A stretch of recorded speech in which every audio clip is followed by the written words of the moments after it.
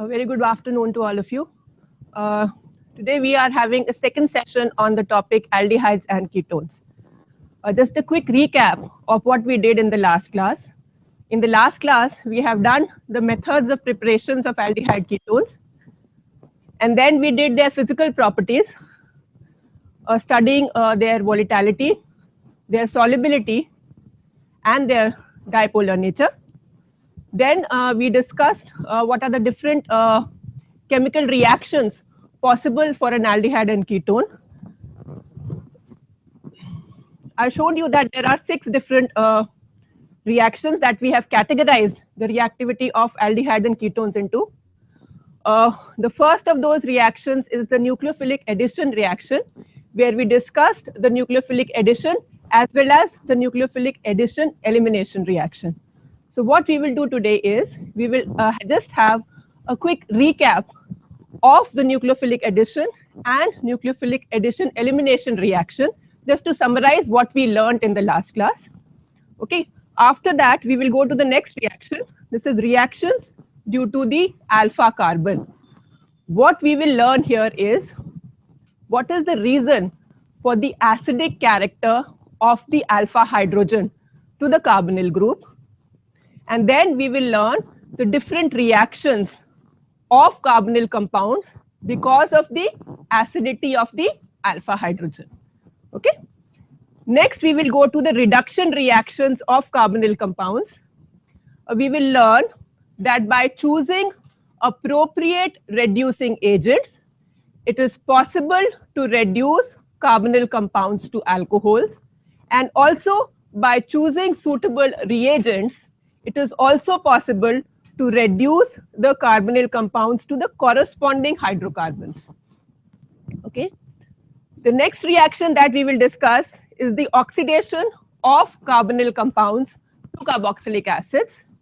We will learn here that aldehydes are oxidized more easily as compared to ketones. What is it that makes aldehydes more easily oxidizable as compared to ketones? We will try to learn. Also, we will learn here that when the oxidation reaction takes place, aldehydes are oxidized to carboxylic acids having same number of carbons, whereas in case of ketones, the oxidation takes place only under drastic conditions, and that too will proceed with chain cleavage. That means you will get carboxylic acids having fewer number of carbons. All right. The next category of reactions that we'll discuss is the miscellaneous reactions, reactions which are not shown by all categories of aldehydes and ketones. I have clubbed them here under the miscellaneous reaction category. Okay. And the last of those reactions that we will discuss today are the reactions at the aromatic ring, which we categorize as the electrophilic substitution reactions. Okay, so let us start. Now, in the last class, I told you that carbonyl compounds, aldehydes or ketones, they can undergo nucleophilic addition reaction, and this nucleophilic addition reaction can take place in 2 different ways.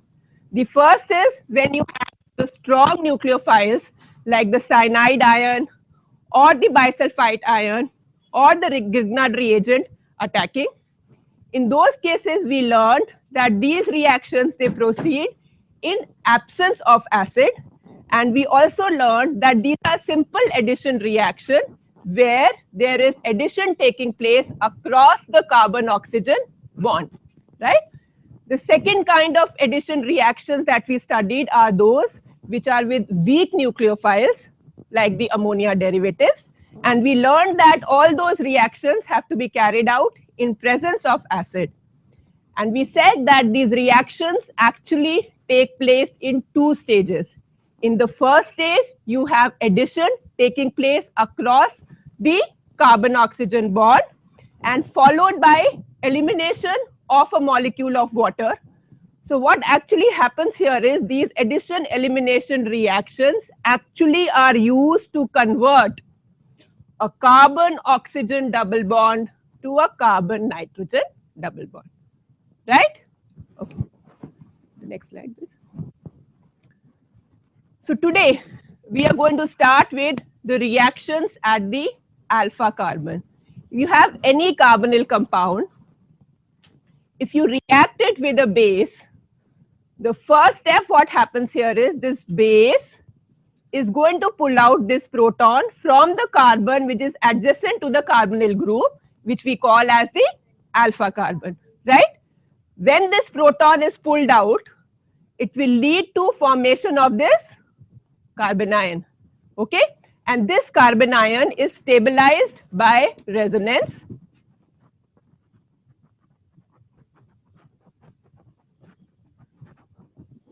See how the resonance takes place.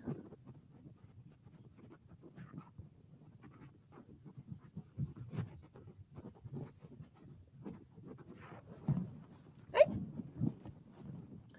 These are the two resonance structures that you get here. I have shown here. Now this carbon ion is strongly nucleophilic in character. Okay? So then this will attack any incoming electrophile, and what actually happens in the entire reaction sequence here is that there is formation of a new bond between this alpha carbon and the incoming electrophile. Okay? So all these reactions at the alpha carbon, what actually happens here is that one of the hydrogens, for example, if you have a compound like this,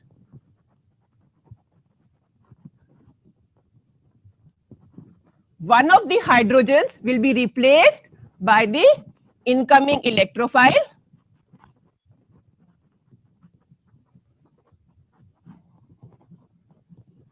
Like this, right? Now, before we go on to actual examples of reactions which are taking place at the alpha carbon, let us understand what are the factors which are responsible for the acidic character of this alpha hydrogen. Okay. Now, the alpha hydrogen to the carbonyl group is acidic because of two reasons. What are those two reasons? The first is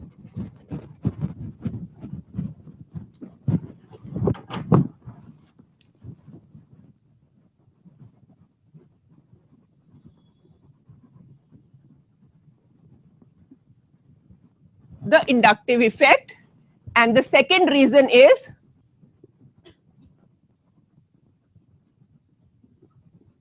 resonance stabilization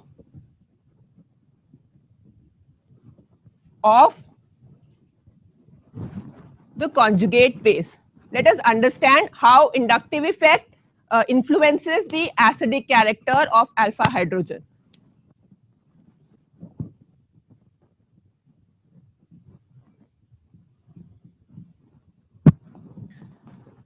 Now, the carbon adjacent to the carbonyl group, this is the alpha carbon, right? Now, last class we have learned that the carbon-oxygen bond is polar because of the electronegativity difference between the carbon and oxygen. Because of which what happens is, this carbon acquires a partial positive charge, right? Now, because of the positive charge on this carbon will withdraw electrons from the adjoining carbon-carbon bond. Okay? So what happens is, the bond pair of electron of this carbon-carbon bond will be shifting towards the carbon. As a result, you have a slight positive charge being introduced on the alpha carbon, right? Now, this positively charged carbon will in turn withdraw electrons from the CH bond. Because it is withdrawing electrons from the CH bond, this hydrogen will now be acidic in nature. So the first reason for the acidic character of alpha hydrogen we say is the -I effect of the carbonyl group. ठीक है, minus I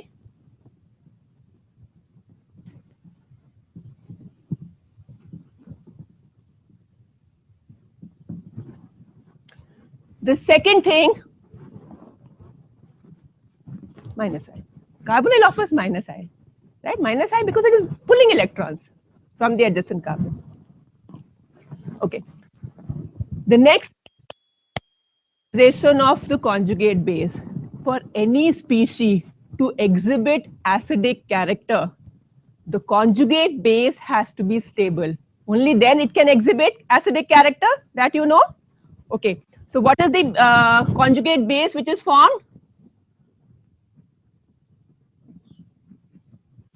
When the proton is lost from here, the conjugate base formed will be this, and this we have already learned is stabilized by the resonance.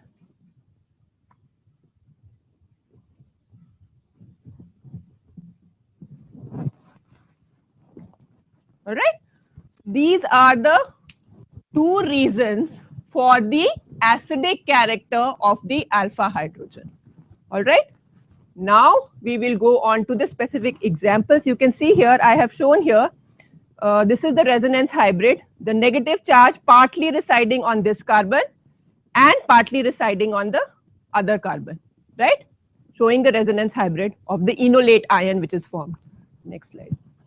So I have shown here how the ionization has taken place, leading to delocalization and the resonance stabilized the hybrid structure.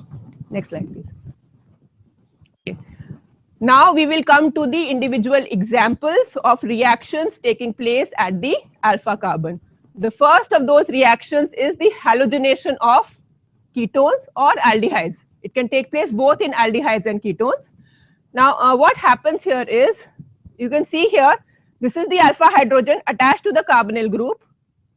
When you react these compounds, aldehydes or ketones having alpha hydrogen with halogen, the reaction can take place both in presence of a base as well as in presence of a weak acid. Okay, and the product formed here is replacement of this alpha hydrogen by a halogen atom here, right? So please understand one thing, alpha halogenation reaction can take place both in the acidic medium as well as in the alkaline medium, but the difference between halogenation in the acidic as well as the alkaline medium is that if you are using controlled amount of halogen in the acidic medium, it is possible to stop the reaction at the monohalogenous stage. Whereas in the alkaline medium, the product is invariably a polyhalogenated product. What I mean by this is,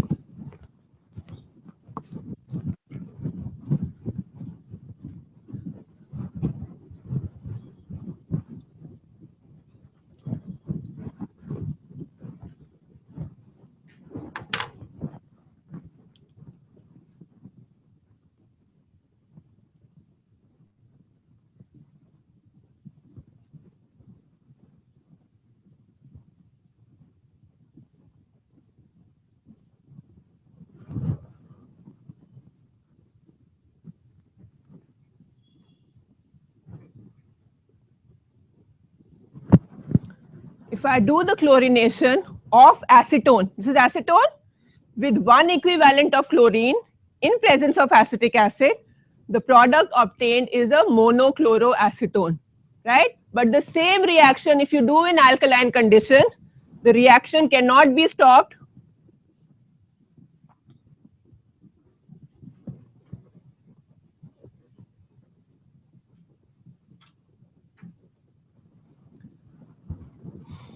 at the monohalogenous state, and it invariably leads to a polysubstitution reaction taking place. Okay.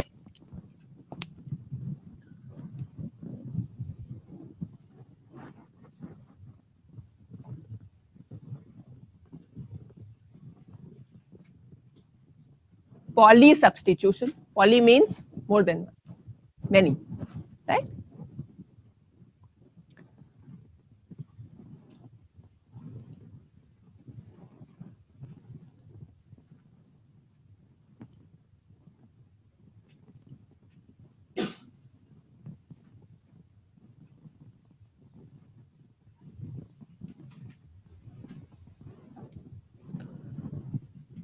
Now, if you look at the slide here, you can see I have given some examples here. This is 2-butanone. Now, you can see here there are two different types of alpha carbons, right? There is one alpha carbon on this side. There is another alpha carbon on that side. But if you see, the halogenation reaction is only taking place on the right side, on the methyl group, and not on the methylene group. The reason here is when you do the reaction, it is the more acidic hydrogen which will be replaced. Please remember, the more acidic hydrogen is replaced. If you look at 2-butanone here, this methanyl group is attached to a methyl group here. Okay? This methyl group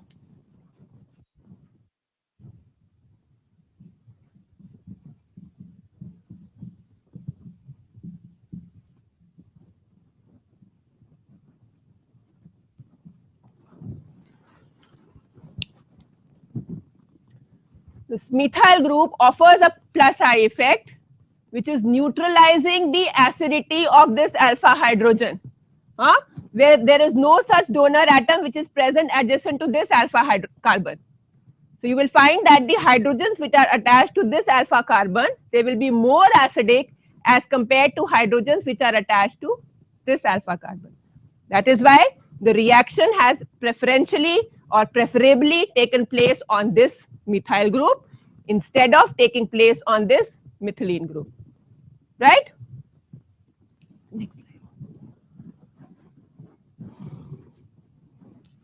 Now, if you see here, there are some other examples that I have shown you here. There is only one type of alpha carbon which is available here. So, two of those hydrogens have been replaced by bromine here. Similarly, if I start with acetaldehyde, there are 3 alpha hydrogens. They have been replaced by chlorine. Right?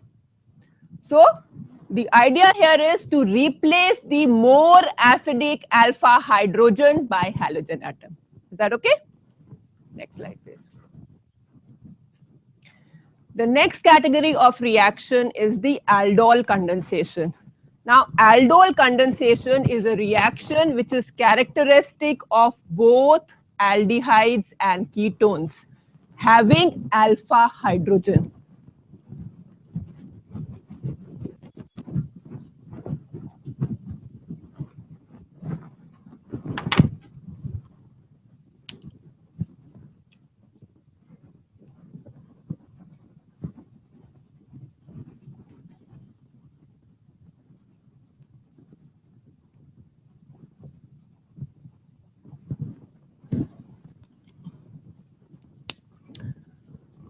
This reaction, aldol condensation, can take place both in presence of mild acid as well as in the presence of mild alkali.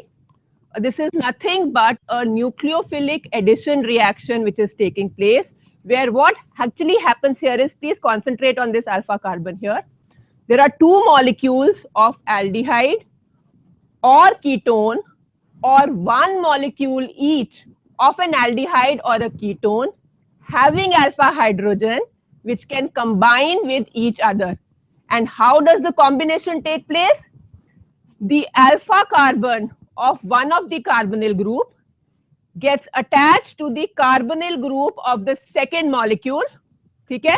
And in the process, this C double bond O is converted into OH. So that is the way you can remember and write the product, okay? You have to take the alpha carbon of one of the carbonyl group, attach it to the carbonyl carbon of the second group, and change this C double bond O to OH. And you get this product. What is this product? This product is a, if you see here, this is a carbonyl group here. The adjacent carbon is the alpha carbon, and the carbon next to the alpha carbon will then be called a beta carbon, right? So what product you get in aldol condensation is a beta hydroxy aldehyde or a ketone. If you're starting with aldehyde, your product obtained will be a beta hydroxy aldehyde. If you're starting with ketone, your product obtained will be a beta hydroxy ketone. So you can see here, you have aldehyde, right? it is forming a alcohol. So you combine ald plus ol, and that's how you get this name aldol condensation. So it is the aldehyde which is being converted into a hydroxycarbonyl compound and alcohol. That's why the name aldol condensation. The similar reaction I just now said can take place for ketones. The product obtained in that case will be a beta hydroxyketone, right? And that product will be called a ketol. However, since the reaction of ketone is exactly similar to that of aldehyde, the reaction continues to be called aldol condensation. Okay? Next slide, please. Let us see what is the mechanism of aldol condensation. The aldol condensation actually takes place in 3 steps. Since you are using a basic medium, so the first reaction will be the abstraction of the alpha hydrogen to form the carbon ion, right? So in the first step, you have hydroxide ion. If the reaction is taking place in aqueous NaOH or aqueous potassium hydroxide, it will pull out this alpha hydrogen and it will generate that carbon ion. We have written this earlier. And this resonance stabilized enolate ion structure also we have drawn, right? Now I told you this carbon with a negative charge is strongly nucleophilic, right? In the second step, what will happen is this strongly nucleophilic carbon attacks the carbonyl carbon of the second molecule, right? So you have a nucleophilic addition reaction taking place on the carbonyl center of the second molecule, right? When you have this nucleophilic addition reaction taking place, this product formed will be an alkoxide ion, right? Oxygen carrying a negative charge, which is a very, very strong base. So it will immediately pull out a proton from the solvent. Okay? From water, it will pull out the proton. See here. It pulls out the proton in the third step and you will get the corresponding beta hydroxy aldehyde or a ketone. Right? Now, yes. Ketones and aldehydes, yes, but ketones and aldehydes which are having alpha hydrogen. Okay, if they do not, I'm coming to that. In the next point, I'll come to that. If you see here, if you have aldehydes and ketones which do not have alpha hydrogen, then aldol condensation reaction cannot take place. See, I've given you some examples here. If you have benzaldehyde or you have formaldehyde and many other compounds where there is no alpha hydrogen, and then there is no reaction in presence of dilute acid or alkali. No aldol condensation reaction taking place, right?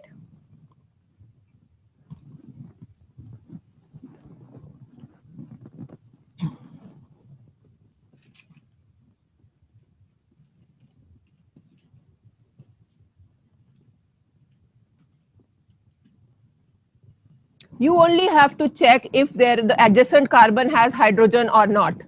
If the carbon adjacent to the carbonyl group does not have hydrogen, there is no aldol condensation. That's it. All right. Okay. The next slide, please. Now, I said that the aldol condensation reaction takes place between 2 molecules of aldehyde, 2 molecules of ketone, or 1 molecule of aldehyde or ketone having alpha hydrogen. Now, in case I take 2 different aldehydes, for example, I have shown here, I take ethanol and propanol, okay, and mix them together in aqueous alkali, then what will happen? So in case you are mixing 2 different aldehydes, each of which has alpha hydrogen, it will always lead to formation of 4 different products.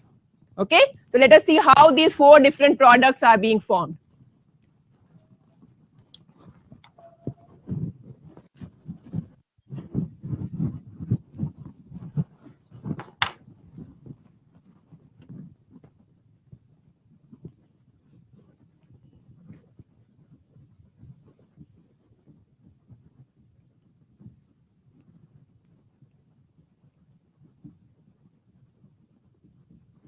See, in the first product that is formed, what will happen? Acetaldehyde will combine with itself. The two molecules of acetaldehyde which are combining together. So how to write the product? You will write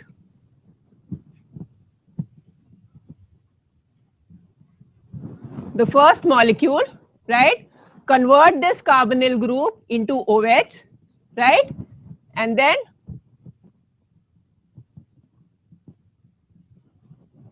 write the second molecule, right? No?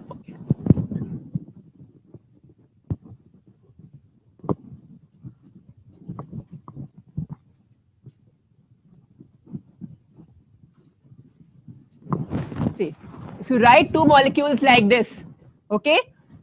Now, this hydrogen will be replaced by base. You will generate the carbon ion. It will attack this. So what happens is in the first molecule, you write CH3 like this, okay? The carbonyl group you change to HOH.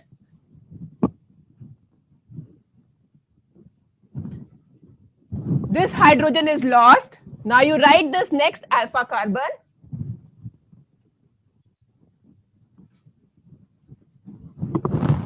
To get this product. Is that okay?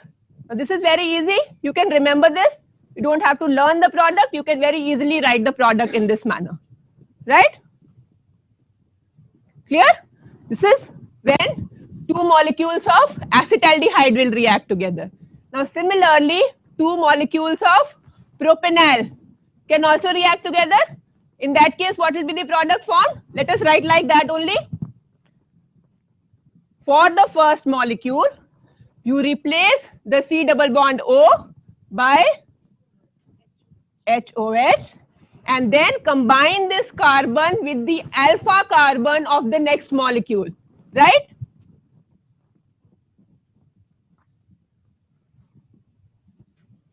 This is the alpha carbon, right? Combine it with the alpha carbon of the next molecule, right? So this, when two molecules are combining, this is the second product that you will get. Clear? The third product that you get is when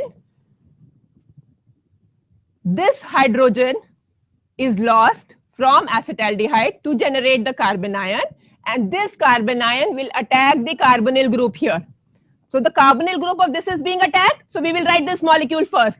You know? Wherever the carbonyl group is attached, you write that molecule first. CH3, CH2, HOH, very good. And now you write the alpha carbon, right? CH2, CHO. Right? So this is the third product that you will get when the alpha hydrogen of ethanol is being ionized. And what will be the fourth product? The fourth product we will get when the alpha hydrogen of propanol is ionized and it will attack the carbonyl group here, right? So what will be the product? Because the carbonyl group of this molecule is being attached, so you write this first, OH, and combine it to the alpha carbon of the next molecule.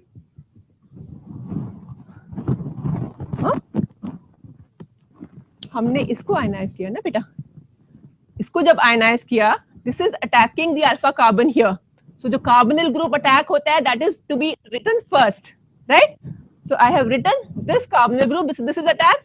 So I write this first, change it into OH, and then combine it with the alpha carbon of the next molecule to get the product. So you can understand here, these are the products that you will get.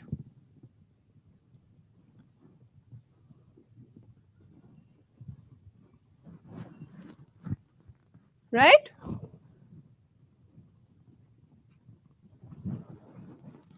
So you can very well understand, I have mixed ethanol and propanol, and I've got a mixture of 4 products. This reaction will not be of any synthetic value because I've got a mixture of products. Now, however, if I do a cross aldol condensation Cross aldol condensation, the word is used when you are using two different aldehydes, two different ketones, or one molecule of aldehyde reacting with one molecule of ketone. Now, if I have a compound where only one of the carbonyl molecules has alpha hydrogen, for example, I have taken ethanol here and methanol. So ethanol has alpha hydrogen, whereas methanol does not. So in such cases, when only one of the two carbonyl groups have alpha hydrogen, you will exclusively get one product, right? So that reaction can be of very good synthetic value because it is only giving you one particular product. You can see how to write this product. Which carbonyl will be attacked? The carbonyl of methanol will be attacked, right? Because it does not have alpha hydrogen. So you are attacking the carbonyl of methanol. So you write that first.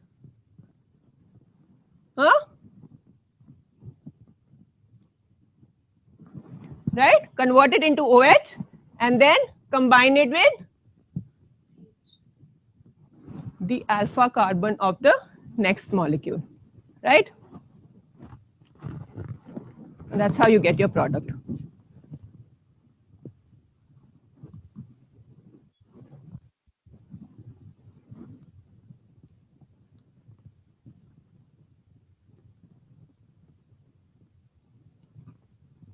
Clear?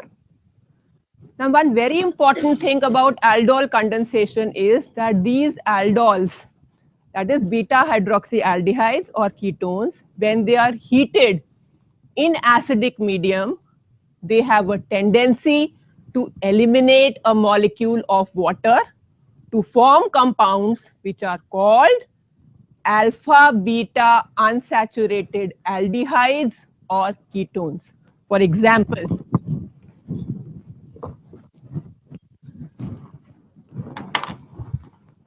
if I am starting with two molecules of acetaldehyde and I am reacting it with aqueous NaOH, what will be my product? The product will be CH3, CHOH, CH2, CHO. Very good. Now, if I heat this, no?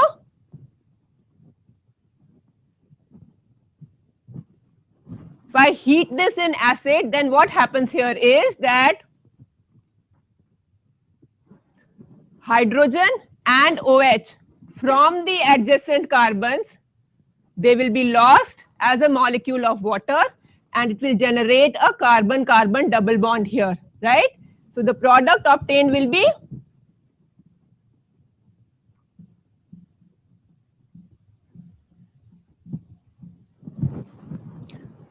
you can see this is the alpha carbon and this is the beta carbon. So these compounds will be called alpha beta unsaturated. In this case, because it is an aldehyde, it will be called an alpha beta unsaturated aldehyde. Okay. This particular compound is called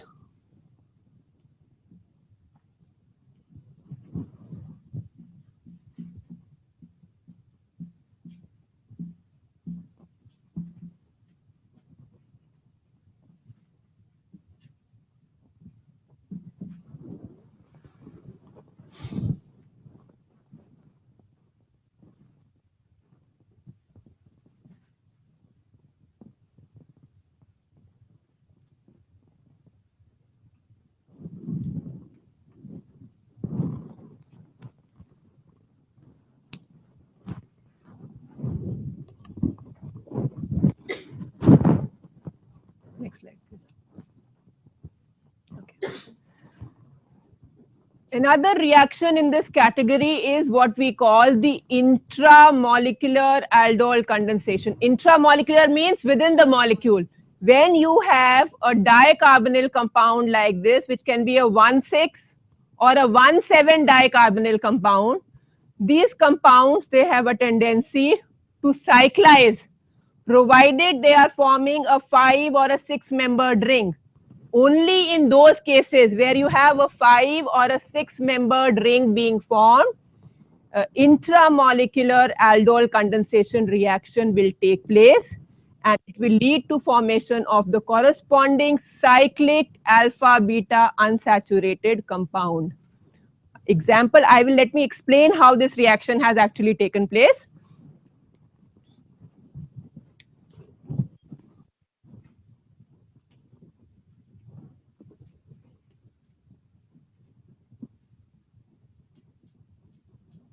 This is the compound that I have written there. Okay. In aqueous alkali, what will happen is the alpha hydrogen will be abstracted. Alpha hydrogen will be abstracted and it will generate a carbon ion. Right? A carbon ion will be generated.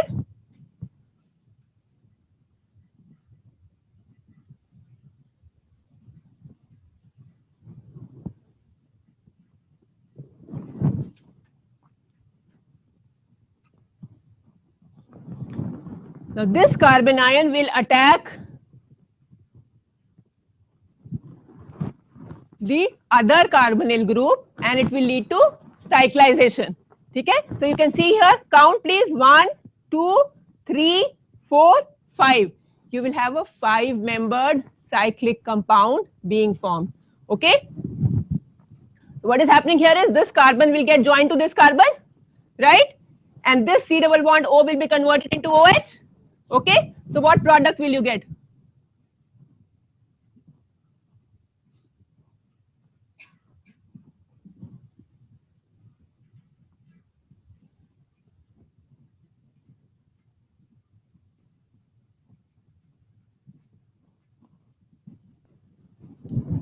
And when you heat in the acidic medium, the aldol, I have already told you, undergoes a dehydration reaction. So you will get the corresponding alpha beta unsaturated carbonyl compound being formed.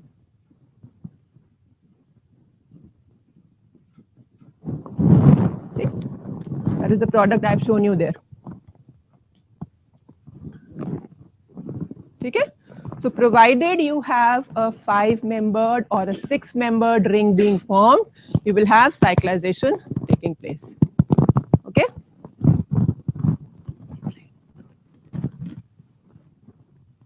The next category of reaction is the Cannizzaro reaction. Now, Cannizzaro reaction is only characteristic of aldehydes which are lacking alpha hydrogen. That means those aldehydes which do not have alpha hydrogen.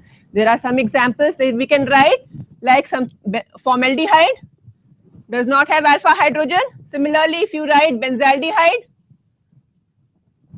also there is no alpha hydrogen.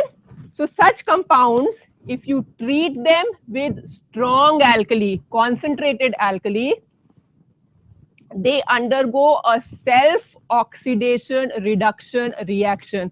What it means is that 2 molecules of this aldehyde will react, okay, in concentrated alkali. 1 molecule will be reduced to the corresponding alcohol. This is one carbon aldehyde, so it will be reduced to, what is the 1 carbon alcohol? Methanol, right? It will give you 1 molecule of methanol, and the other molecule of aldehyde will be oxidized to the corresponding sodium salt of carboxylic acid, right? So what is 1 carbon carboxylic acid called? It is called formic acid or methanoic acid, right? You will get the corresponding sodium salt. So if you take 2 molecules of formaldehyde and treat it with concentrated NaOH, like 50% NaOH, 1 molecule gets reduced to methanol and the other molecule gets oxidized to sodium formate, right? Let us show you some reactions. Next slide, please. So I've given you this reaction here, 2 molecules of formaldehyde, 1 molecule of formate, sodium formate being formed, and 1 molecule of methanol. Similarly, one more example that I've shown you here is para-nitrobenzaldehyde, which will give you CHO group.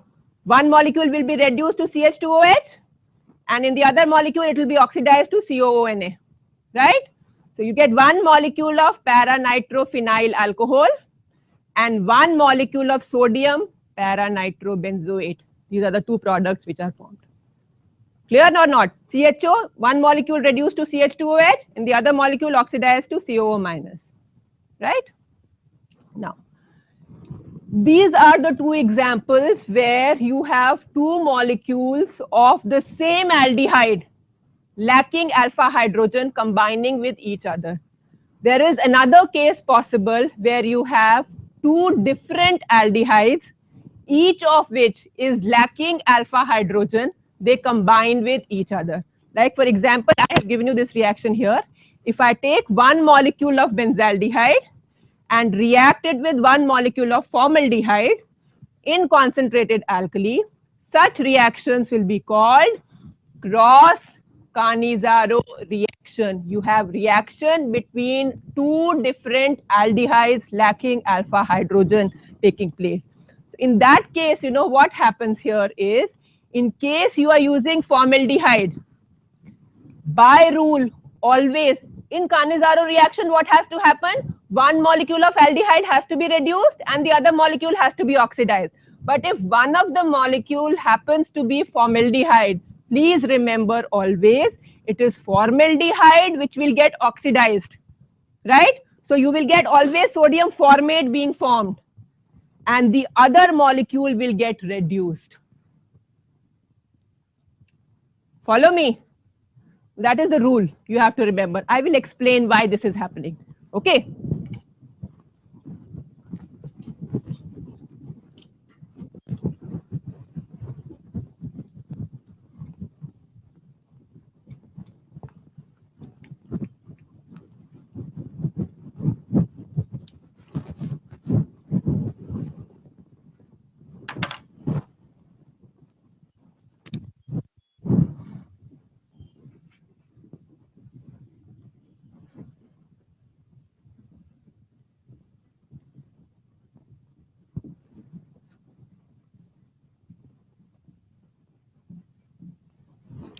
Reaction taking place in concentrated alkali, right? In the first step, what has to happen is there is a nucleophilic attack on the carbonyl center. Now, we have discussed in the last class that formaldehyde is more reactive towards a nucleophilic attack as compared to benzaldehyde. So, the nucleophile will preferably attack the carbonyl group of formaldehyde, right? So, what will happen?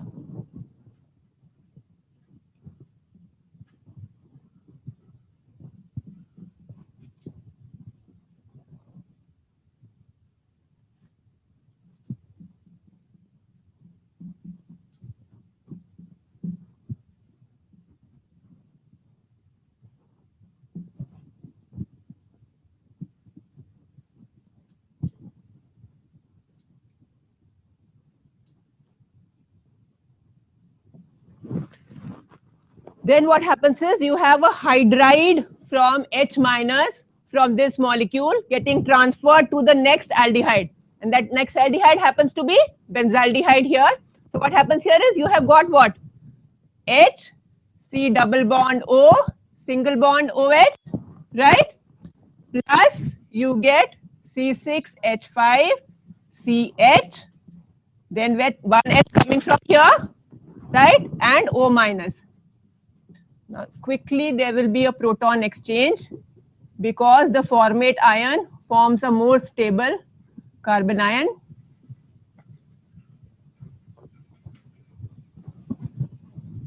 And that will be your product.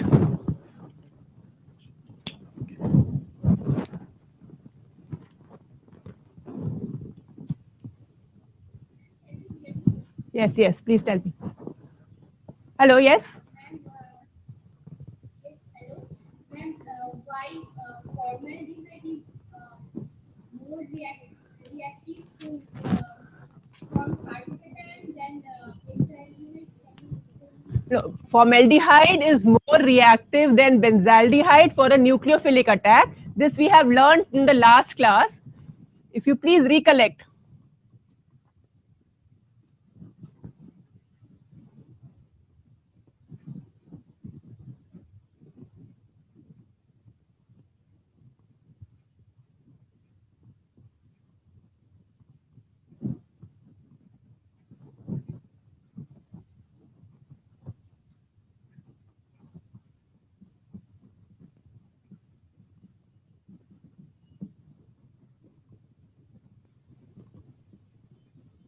In the last class, I told you that aromatic aldehydes are less reactive than aliphatic aldehydes for a nucleophilic addition reaction to take place, and that is happening because of the plus R effect of the benzene ring, right? Because of the plus R effect of benzene ring, the electropositivity of the carbonyl carbon decreases.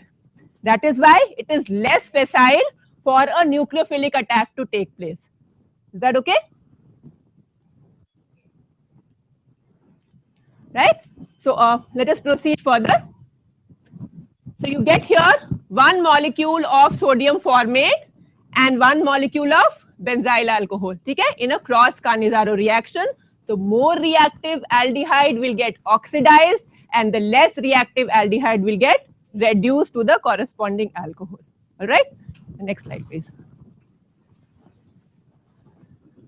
The next is intramolecular Cannizzaro reaction. Now, in case your molecule has two molecules of aldehyde, each of which are lacking alpha hydrogen, in that case, it is possible that one molecule of aldehyde or one aldehyde unit will get reduced to the corresponding alcohol and the second aldehyde unit will get oxidized to the corresponding carboxylic acid. You know, so this compound is called glyoxal.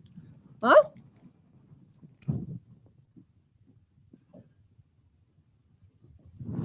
Get glyoxal. This, when you subject it to intramolecular Cannizzaro reaction, you get this compound, one molecule reduced and the one unit of CHO being oxidized. On acidification, it is giving you the corresponding compound. This is called glycolic acid. So glyoxal on intramolecular Cannizzaro reaction is giving you glycolic acid, right? Similarly, this molecule here, you will have one CHO being reduced to CH2OH, the other CHO being oxidized to COOH, and you get the corresponding product. Okay, just reduce one CHO to CH2OH and the other CHO is oxidized to COOH, right? So that is intramolecular Cannizzaro reaction. Next slide, please.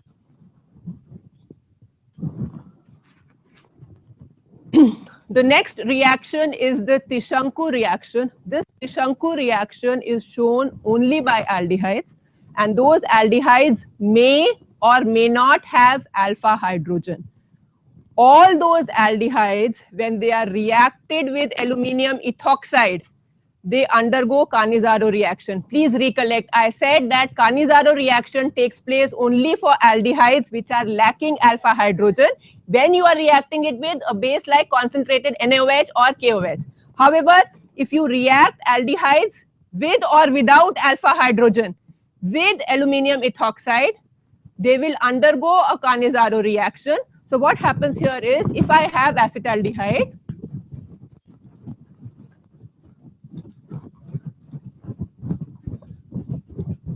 one molecule of acetaldehyde will be reduced and one molecule of acetaldehyde will get oxidized as per the Cannizzaro reaction, right? Two molecules are reacting in aluminium ethoxide. So one molecule reduced, and what is this product? Is ethanol, right? And one molecule oxidized to 2-carbon carboxylic acid, that will be acetic acid. However, what happens under Tishanku reaction conditions is that this alcohol will combine with this acid and the product formed will be an ester. So unlike in case of Cannizzaro reaction, your product formed will be, this compound will be called ethyl acetate or ethyl ethanoate if you write the IUPAC name, right? So in Cannizzaro reaction, you get one molecule of aldehyde, one molecule of carboxylic acid. In Tishanku reaction, whether you have alpha hydrogen or not, Cannizzaro reaction takes place. You get one molecule of alcohol and one molecule of carboxylic acid, and they will combine together to form one molecule of ester as the product. Clear, everybody? Okay. Next slide, please.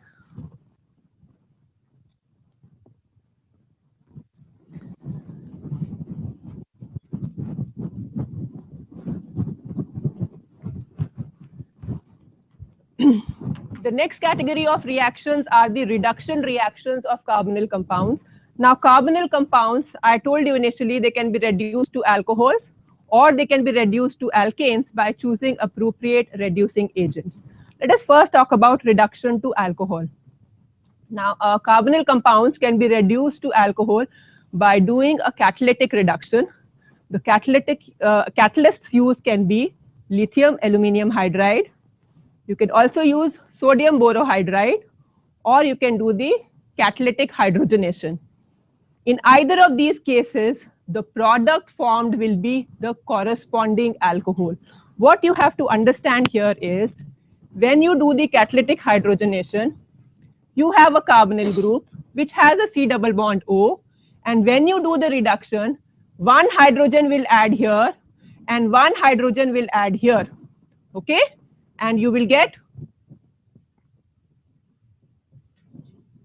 the corresponding alcohol as the product, right? So if you are reducing an aldehyde, the product formed will be a primary alcohol, and if you reduce a ketone, the product formed will be a secondary alcohol. Okay? We will take few examples in a moment. The second kind of reduction that we will talk about is the conversion to glycols. Okay, let us take first examples of catalytic reduction. You can see here I have taken some examples. Please keep an eye on this. C double bond O, one hydrogen adds to this carbon, one hydrogen adds to this oxygen. So you get the corresponding alcohol, right? So if I have this compound, this is cyclopentanone. On reduction, it forms cyclopentanol, right? Likewise, if you have an alpha beta unsaturated carbonyl compound, and you do the reduction with sodium borohydride, normally these catalysts do not reduce the carbon-carbon double bond, and you will get the corresponding alcohol. This compound is called cinnamaldehyde, and on reduction, CHO will be reduced to CH2OH. The product formed is called cinnamyl alcohol. Okay? Next slide, please. The next category of reduction is the reduction to pinocols or reduction to glycols. Glycols are 1,2-dihydroxy compounds. If you have an aldehyde or a ketone and you reduce them with magnesium amalgam in water, the product formed is a pinocol. Now, how to write this product, you have to learn that. Okay, what we will do is,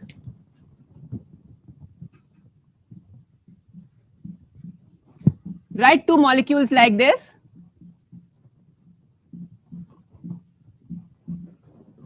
Okay. Convert this C double bond O on both the molecules to OH. Okay.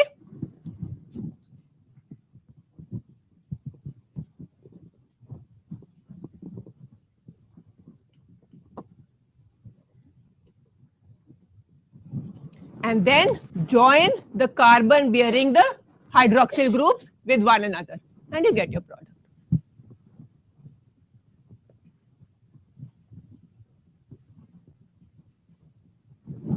Right? Change the C double bond O to COH and join the carbons which were bearing the hydroxyl groups with one another, and you get the product. So that is how you can write the product on reduction with magnesium amalgam in water. Right? The next slide. The next category of reaction is, I told you that carbonyl compounds also can be reduced to the corresponding hydrocarbon, right? And these reductions can take place in three different ways. Either you can do the Wolff-Kishner reduction, or you can do the Clemmensen reduction, or you can do catalytic reduction with HI and red phosphorus. The important thing that you have to remember here is that in any of these reduction, what is happening is that you have a carbonyl group, C double bond O, just replace this oxygen by two hydrogens and you get your product. Okay.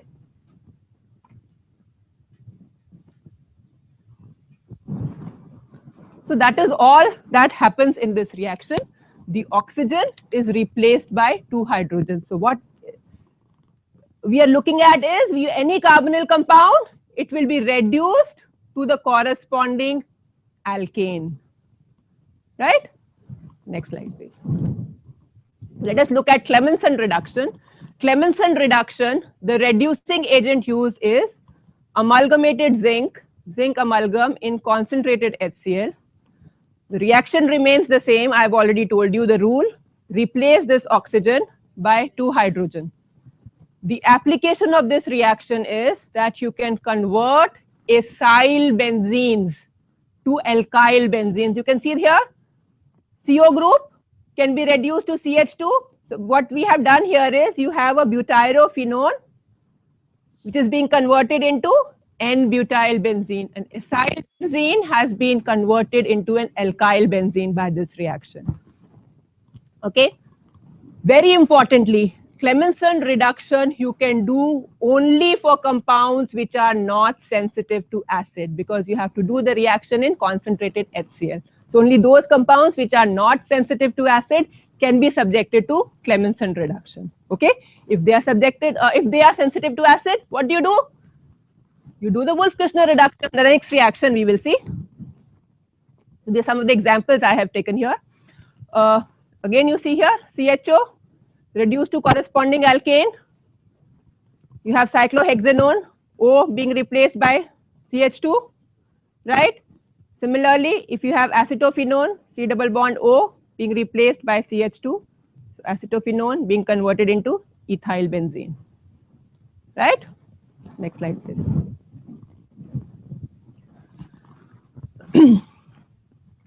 The next reaction is the Wolff-Kishner reduction. The Wolff-Kishner reaction is carried out, as I said, for compounds which are sensitive to acid, right? In those cases, what you do is you take the carbonyl compound, react it first with hydrazine. This reaction we have done in the addition-elimination reaction. It will form the corresponding hydrazone, right? And this hydrazone, when you heat with concentrated alkali at a temperature of about 140 to 200 degrees centigrade, what happens is that this C double bond N will be replaced by 2 hydrogens. The rule remaining the same, replace C double bond O by CH2. The only thing is this reaction takes place in the alkaline medium, Clemmensen reduction takes place in the acidic medium, right? Next slide. Let us see a few examples. So you can see here, I have taken a ethyl phenyl ketone. On reduction, this C double bond O will be reduced to CH2 here. N-propyl benzene being formed here. Similarly, if you have this carbonyl group here, again when you do the Wolff-Kishner reduction, again you get the corresponding alkyl benzene being formed as the product. Correct? Next slide. The third category of reduction I told you is the catalytic reduction.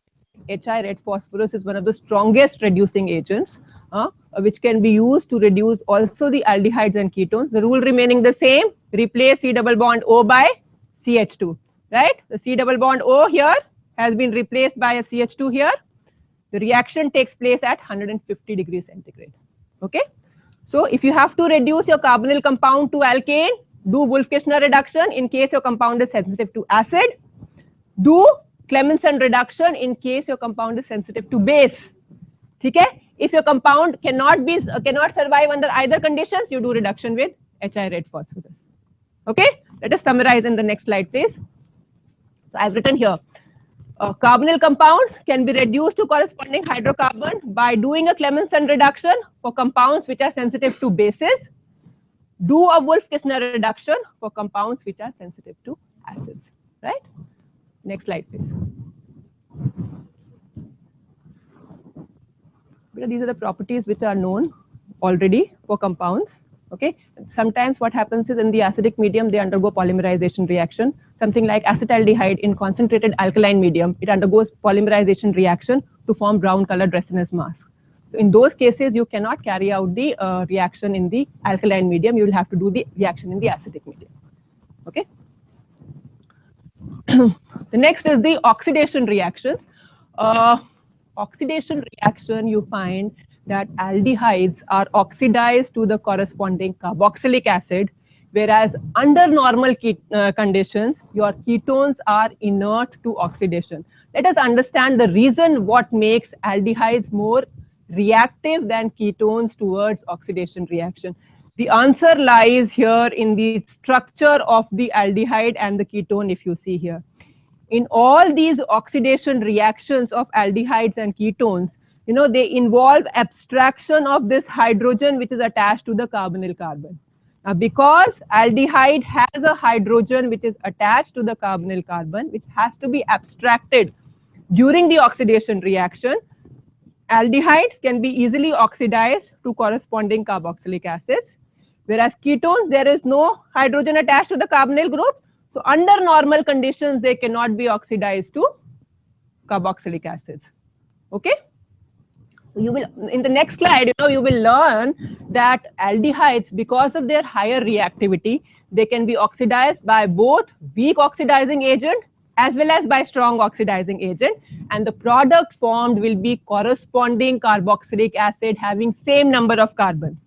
Whereas we will learn that in ketones, the reaction will take place only under drastic condition, and the reaction will proceed with the cleavage of the chain. Okay, let us see the next slide.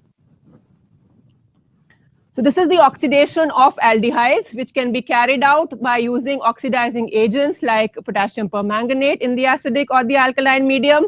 You can use concentrated nitric acid. You can use acidified potassium dichromate can be used to convert aldehydes to carboxylic acids. Also, you can use chromic acid.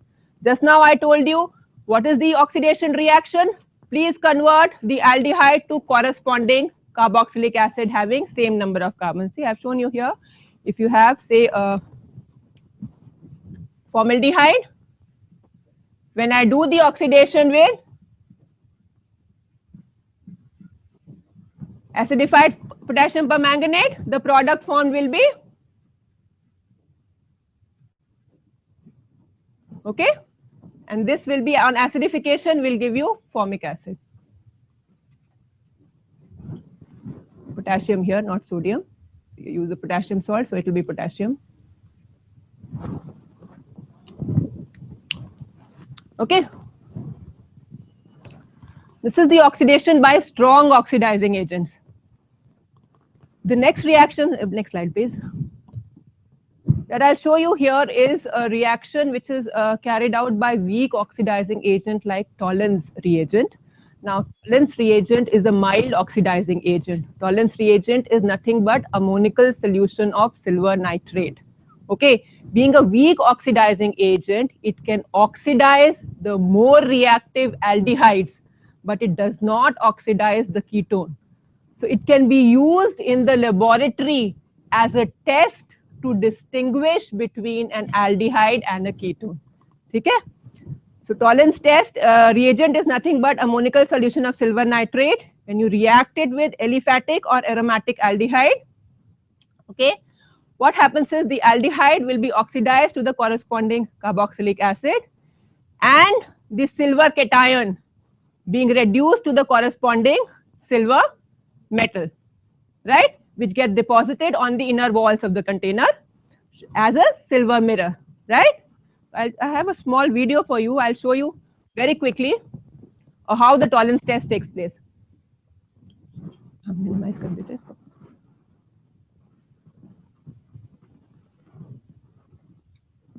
See, this is the first preparation of Tollens reagent. They take silver nitrate first in this test tube. Okay? Few ml of silver nitrate will be taken. You can see the bottle here, silver nitrate. Few ml of silver nitrate is taken. Then they will add 1 or 2 drops of sodium hydroxide will be added to this. Okay?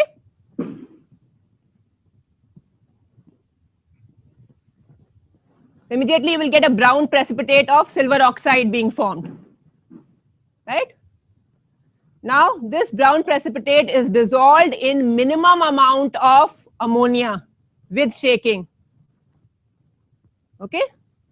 To get a clear solution.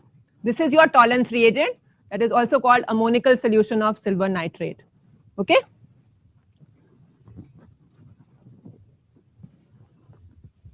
Now what they will do is they will add few drops of benzaldehyde they are adding. You can see here benzaldehyde, few drops they have added. Okay. And they allow the contents to stand for about 10 minutes after shaking. Okay.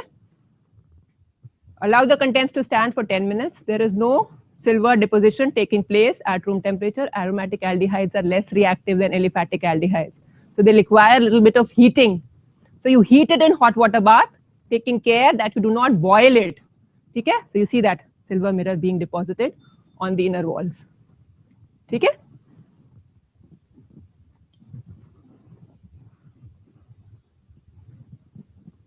Hang ho gaya, stop ho gaya. Chal, theek hai. Okay? See, that's the silver mirror being formed, right?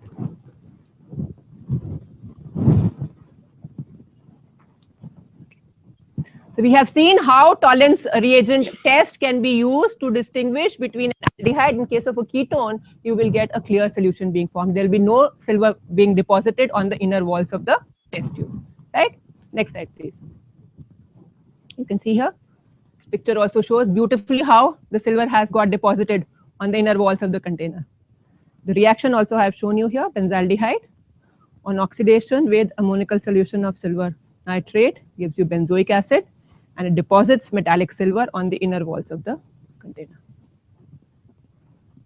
Okay, next slide please. Next is the oxidation of ketones. Now oxidation of ketones I have categorized in two different categories. The first is oxidation of methyl ketones, and second is the oxidation reactions of ketones in strong oxidizing agents. Okay, now methyl ketones are slightly more reactive than the other ketones. They can be oxidized under mild conditions by using sodium hypohalite. And this X can be chlorine, can be bromine, can be iodine. Normally in the laboratory, one starts with sodium hypoiodide, that is NaOI.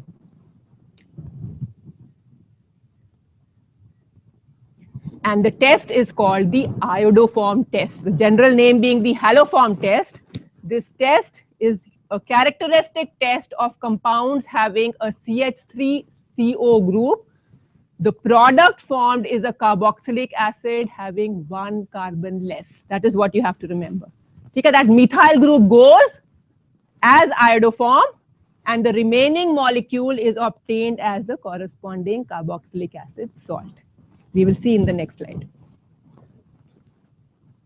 You see here, what kind of compounds will give you the iodoform test?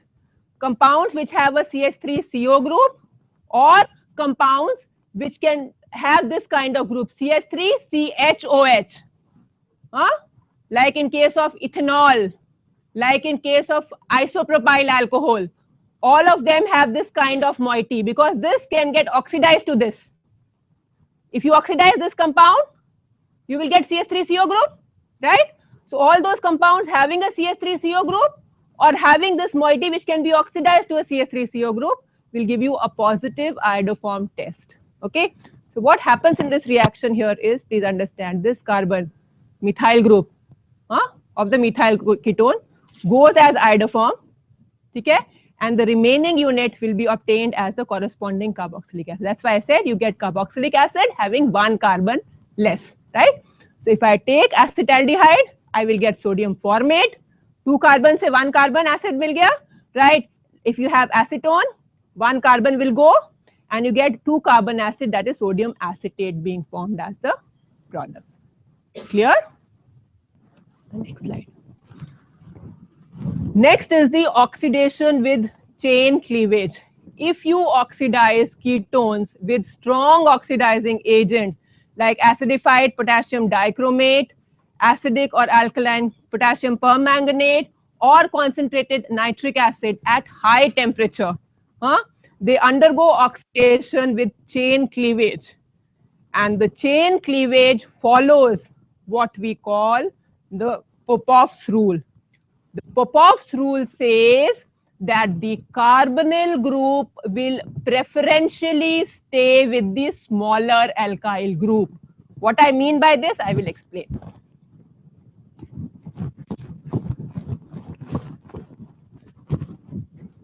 Mind you, this will happen only in case of unsymmetrical ketones. For example, if I take 2-pentanone,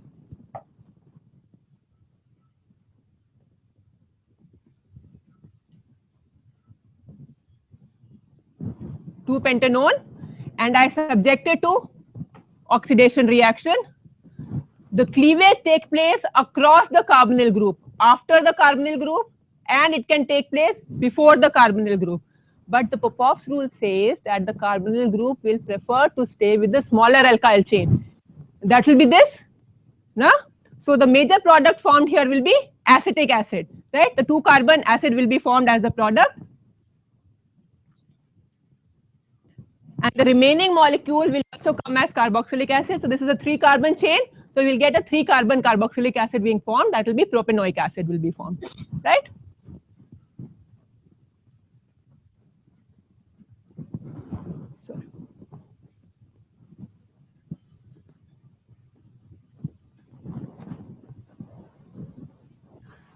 Okay?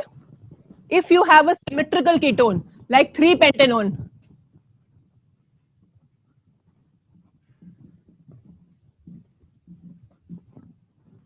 in this case the alkyl group is same on both sides. It's a symmetrical ketone. Okay? In this case the cleavage can take place only in one way. So one product formed will be propanoic acid and the other product formed will be ethanoic acid, right? So Popoff's rule will be followed in case of unsymmetrical ketones. In case of symmetrical ketones, you get only one way the cleavage will take place to give you a mixture of 2 carboxylic acids being formed, right? Okay. The next slide, please. The next category of reaction is the benzoin miscellaneous reactions. The first of those reactions is the benzoin condensation. Benzoin condensation is a reaction which is characteristic of only aromatic aldehydes. Aromatic aldehydes, when they are reacted with alcoholic potassium cyanide, they lead to formation of products which are called benzoins. Okay. Now, how to write this product?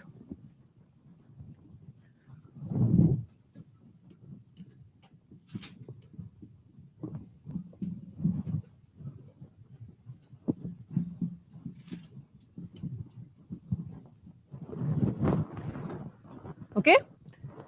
Write the first molecule as it is. Right. Remove this hydrogen from this.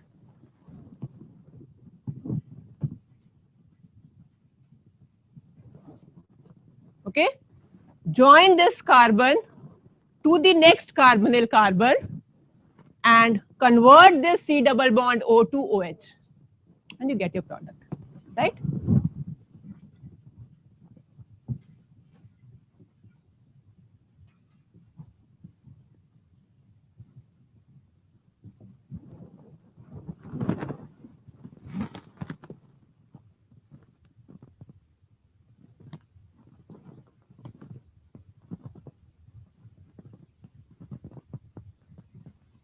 Here, only aromatic aldehyde, and how to write the product I have shown you.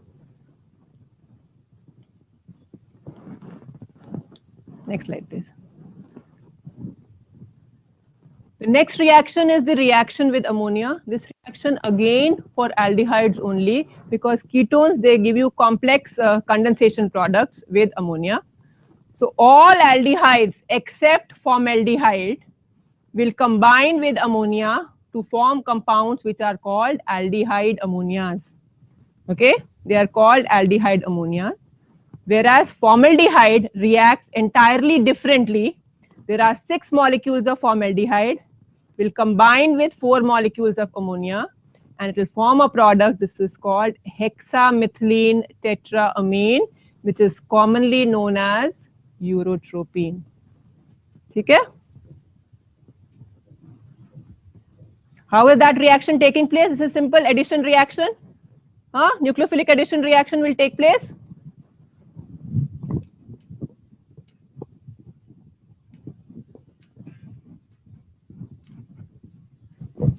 So hydrogen adding to this oxygen and the nitrogen adding to this carbon, like the nucleophilic addition reactions we have already studied, right? The product formed will be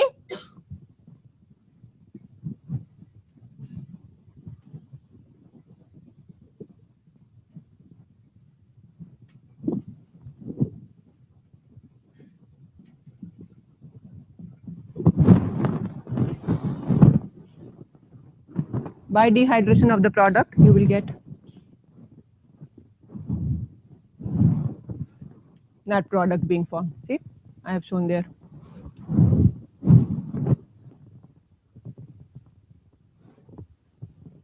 Right? Next slide, please. The next is the reaction with PCl5. Now this reaction will be shown by both aldehydes and ketones. The only thing you have to remember here is when you have an aldehyde or a ketone and you're reacting it with PCl5, just replace this oxygen by 2Cl. So you get a gem dihalide being formed, gem dichloride, right? Replace this oxygen by 2 chlorine atoms and you get gem dichloride being formed here, right? That is the only thing you remember in this reaction. Correct?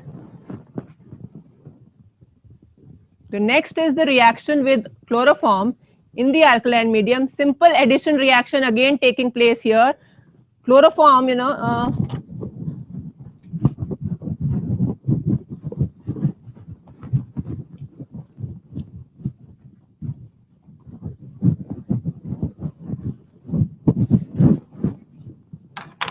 the compound that I have taken there is acetone.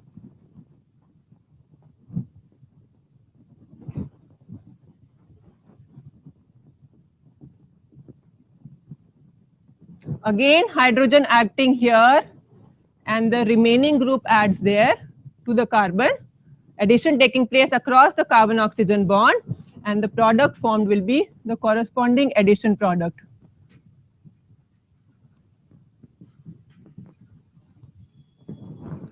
Okay?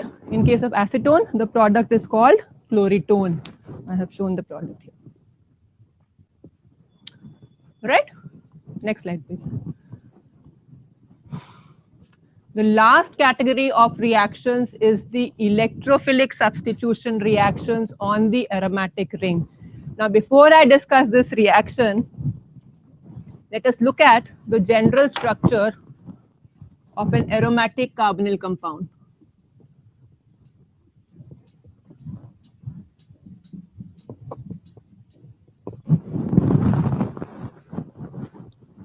Now, what happens is,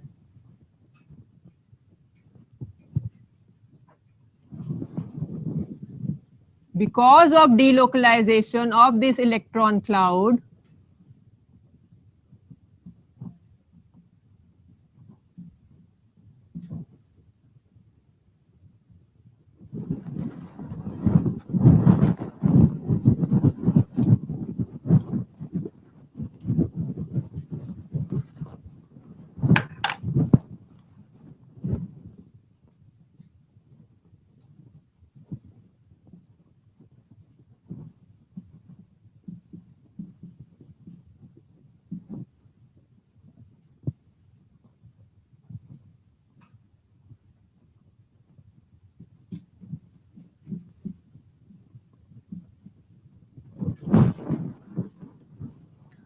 now what is happening you can see here is you have a plus charge being developed at 2, 4 and the 6 positions, right?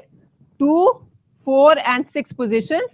So they are deficient of electrons. There are only 2 positions on the benzene ring here, that is this and this positions, which are not carrying the positive charge, and this is the meta position.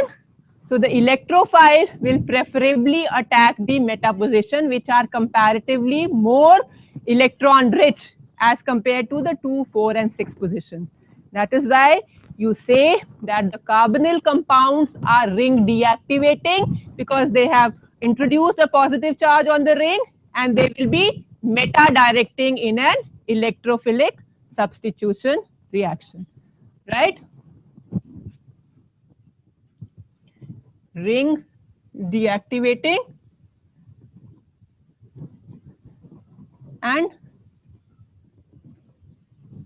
meta directing in an electrophilic substitution reaction. ठीक है?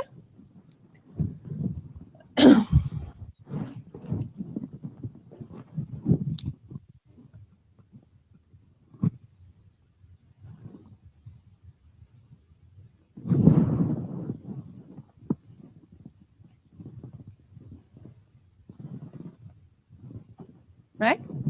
Now let us look at the reaction. There are three different reactions that I have shown here. The first is the halogenation reaction.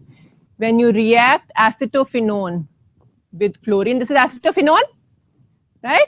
When you react it with chlorine in excess of anhydrous AlCl3, that is the Lewis acid, you will get metachloro compound being formed. So chlorine entering the meta position. Okay? Please remember, aldehydes, because they are more reactive, we have learned they can undergo oxidation reaction with halogen in the alkaline medium.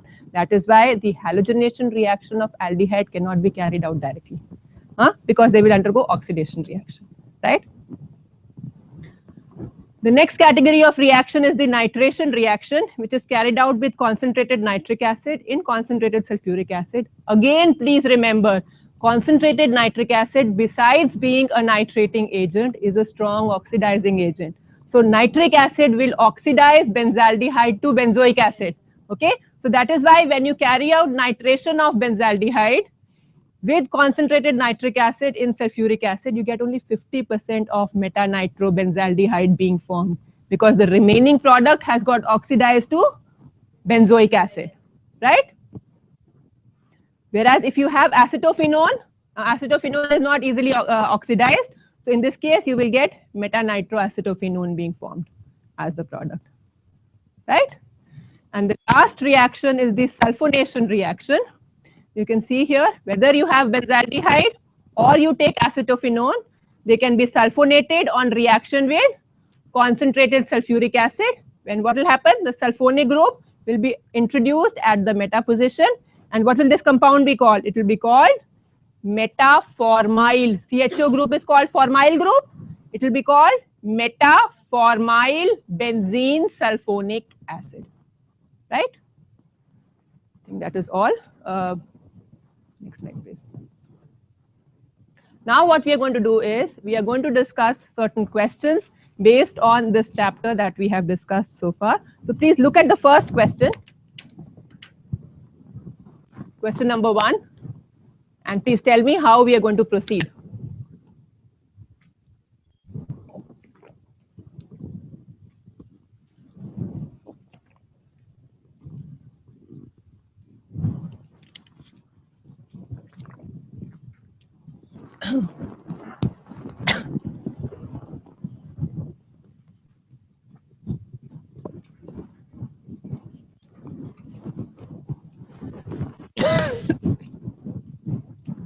The first reaction is the ozonolysis reaction. So if you have ozonolysis reaction taking place on the carbon-carbon double bond, what happens? The molecule will cleave. I told you what happens is, the carbons which are joined by the double bond will now get attached to oxygen. So let us write that product. Write cyclohexene.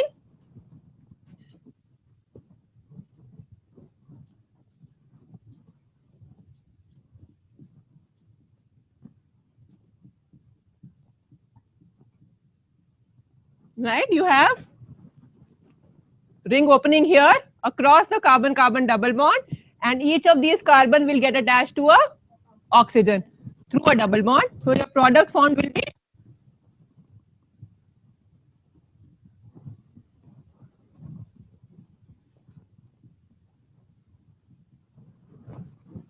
this product will be formed, correct? Now, what does the second part of the question says? It says, gives compound E. Compound E on further treatment with aqueous KOH forms compound F. What reaction is this? We have done this reaction. 15-20 minutes back, we did this reaction with this compound. What was that reaction? Intramolecular aldol condensation reaction. So if it is a 6-membered chain, you will get a 5-membered cyclic product being formed, right? And so what will be the correct answer here? The correct answer will be A, right? Just now we have done this.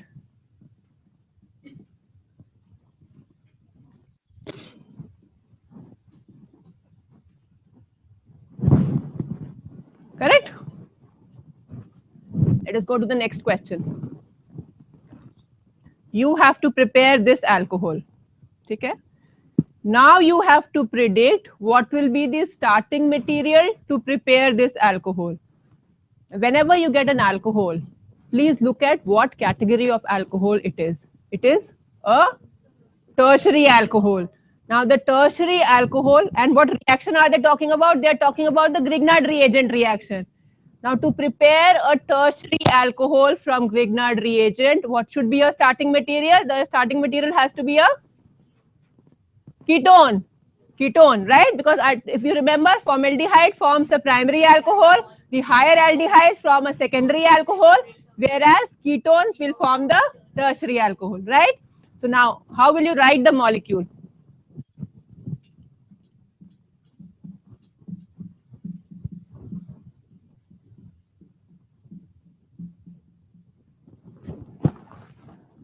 So you first look for the smallest chain, and that should, be forming the part of your Grignard reagent, because the reactivity of Grignard reagent goes from primary greater than secondary greater than tertiary, right? So the smallest chain is this. That means this will get attached to your Grignard reagent. So this molecule will be correct. And so this will be your corresponding ketone. And what ketone will be this? This will be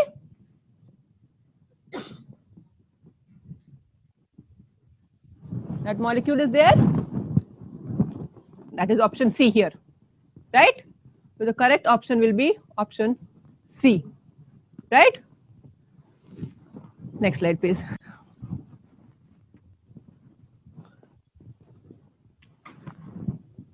This reaction is shown here. You have to predict the correct reagent to be used for these reduction reactions to take place. Now please remember, normally lithium aluminium hydride or sodium borohydride, they do not reduce the carbon-carbon double bond. But if that double bond is attached to a benzene ring, in that case lithium aluminium hydride reduces the carbon-carbon double bond along with the carbonyl group. That is what has happened here. You have the double bond being reduced and you have the carbonyl group also being reduced. So the correct option should be the option C. Okay. Now next question. This should be an easy question for you. There are 4 reagents given. You have to predict the reagent with which both acetaldehyde and acetone will react easily.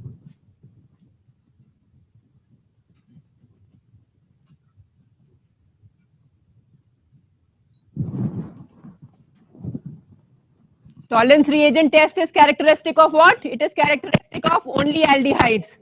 Similarly, Schiff's test is also characteristic of only aldehydes. Aldehydes combined with Schiff reagent to give you pink color.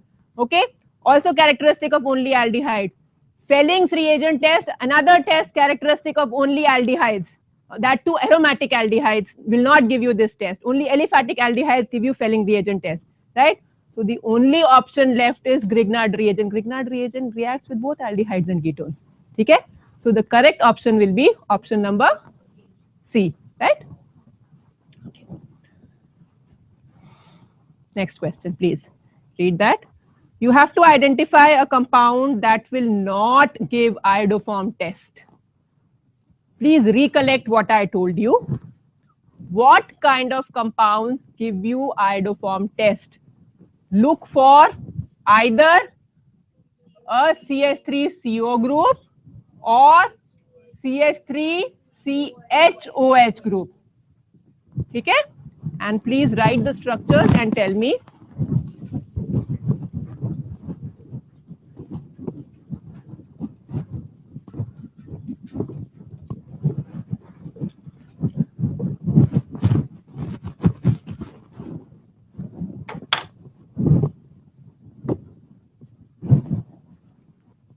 What will be the correct answer? It will be exactly, it will be diethyl ketone.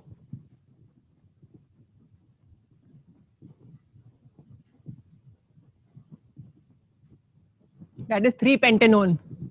Okay, because there is no CH3CO group here.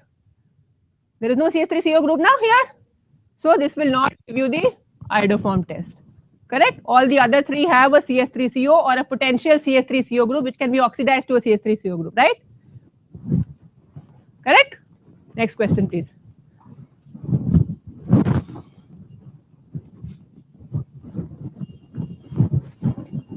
Which of the following compounds has the most acidic hydrogen? Please understand, if you have a carbonyl group attached to a carbon, we have learned because of the inductive effect and because of stabilization of the carbon ion by resonance, the alpha hydrogen is acidic. Now, as the number of carbonyl groups attached to the alpha carbon increase, the acidic character will increase. Correct? Because higher will be the minus I effect and higher will be the stabilization by resonance. So let us write all the compounds that are given to you. Write all the 4 compounds and then tell me the answer.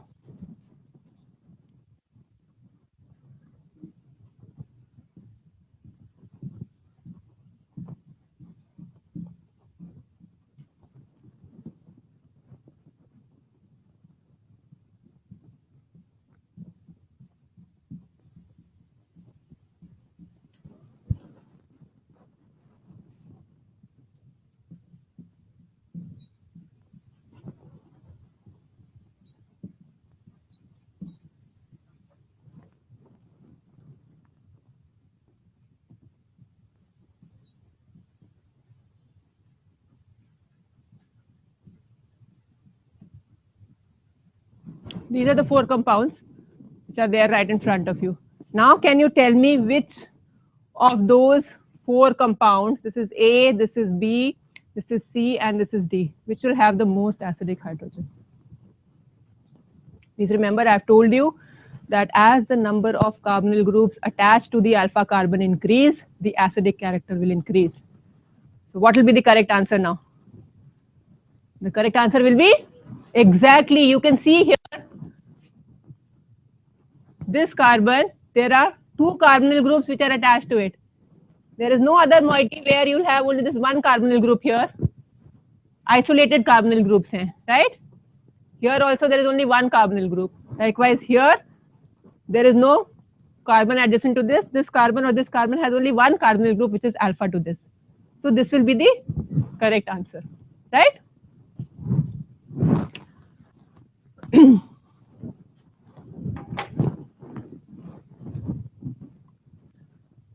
Next question, please. What reaction is this? This is what reaction? Cross Cannizzaro reaction. Aldehydes only which are lacking alpha hydrogen, right? And I told you, when you have a cross Cannizzaro reaction taking place, and if you have formaldehyde as one of the reactant, formaldehyde will be oxidized and the other aldehyde will be reduced, right? So the correct option will be the first one. Formaldehyde oxidized to sodium formate and benzaldehyde reduced to benzyl alcohol. Correct? Okay, the next slide, please.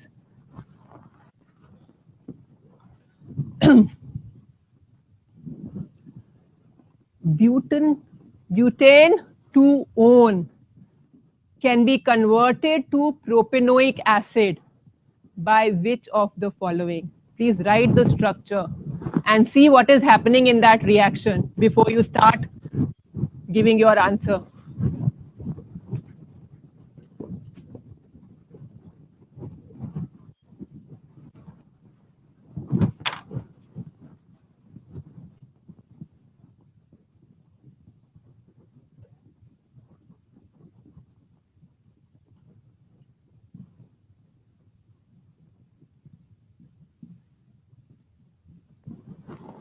That is the reaction we want. Okay. So the compound that we have in question is a methyl ketone, right? And what is happening is it is giving you a carboxylic acid having 1 carbon less, right? And what is that reagent which convert methyl ketones to carboxylic acids having 1 carbon less? That reagent is, reaction is called what? It is called iodoform reaction, right? So the correct option will be C. Correct?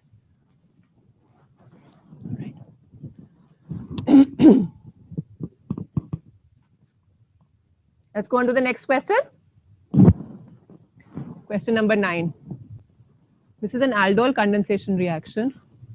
Now, aldol condensation reaction, I told you, this is nothing but a cross aldol condensation reaction, right? Because I've used more than one aldehyde. Now, in case of cross aldol condensation reaction, where one of the aldehydes does not have alpha hydrogen, I told you exclusively one product is formed. There is another rule which I will tell you now. And that rule is depending upon the number of alpha hydrogens which are present, those many aldol condensation reactions can take place on that molecule. It has 3 replaceable alpha hydrogens, right? Because it has 3 replaceable alpha hydrogens, it can react thrice, 3 times with one molecule of formaldehyde. Correct or not? Every time one hydrogen will be replaced. So what the question says, number of aldol reaction that occur in the given transformation, the correct answer will be C, 3. Because there are 3 alpha hydrogens, thrice the reaction will take place and the product formed will be this. Correct? Any doubt? Okay, let's go to the next reaction.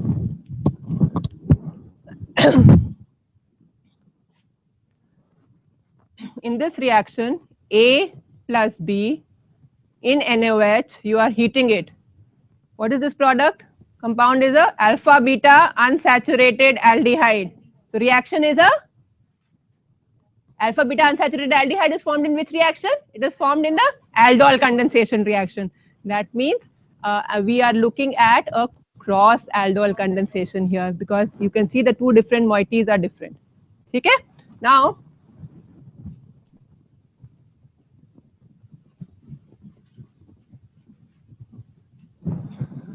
to predict the reactants, you have to attach oxygen to one part of the moiety and H2 to the other part of the moiety. That is what is happening now. Water molecule lose hota hai. So you have to attach oxygen to one part of the moiety and H2 to the 2 hydrogens to the other part of the moiety. Now if you add H2 here, you will get hydrocarbon.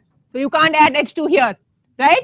That means you will have to add oxygen here and you have to add the 2 hydrogens here.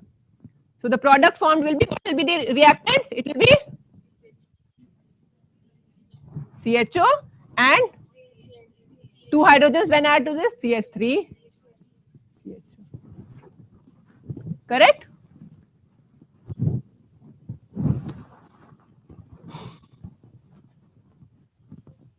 Chale, next question.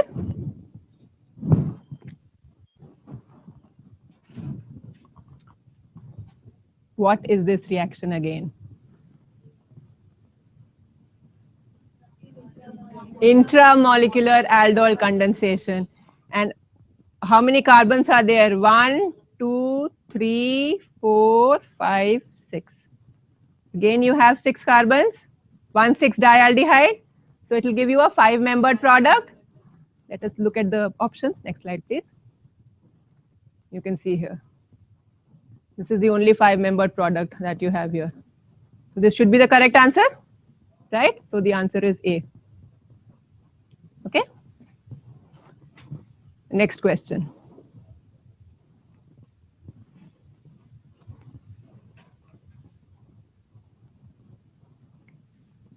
Basic medium में alpha hydrogen abstract हो जाएगा, right? 2 molecules of cyclohexanone. 1 molecule will form the carbon ion, right? By abstraction of alpha hydrogen, and this will attack the carbonyl center of the second molecule, and this will be converted into OH, right? So the product formed will be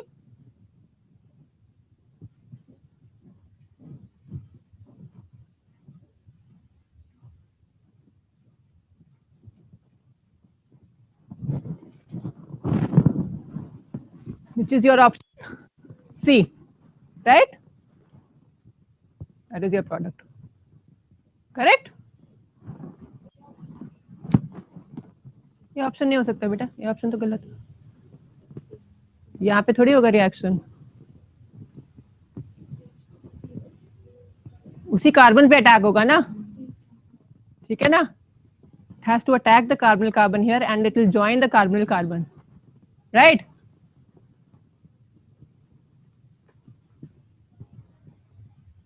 ये ना structure इन्होंने गलत बनाया, this will be the correct structure, this will be the correct option, because alpha hydrogen से attack होगा और carbonyl oxygen पे attack हो रहा है, right? This will be the product that you will get. Next slide please. Okay.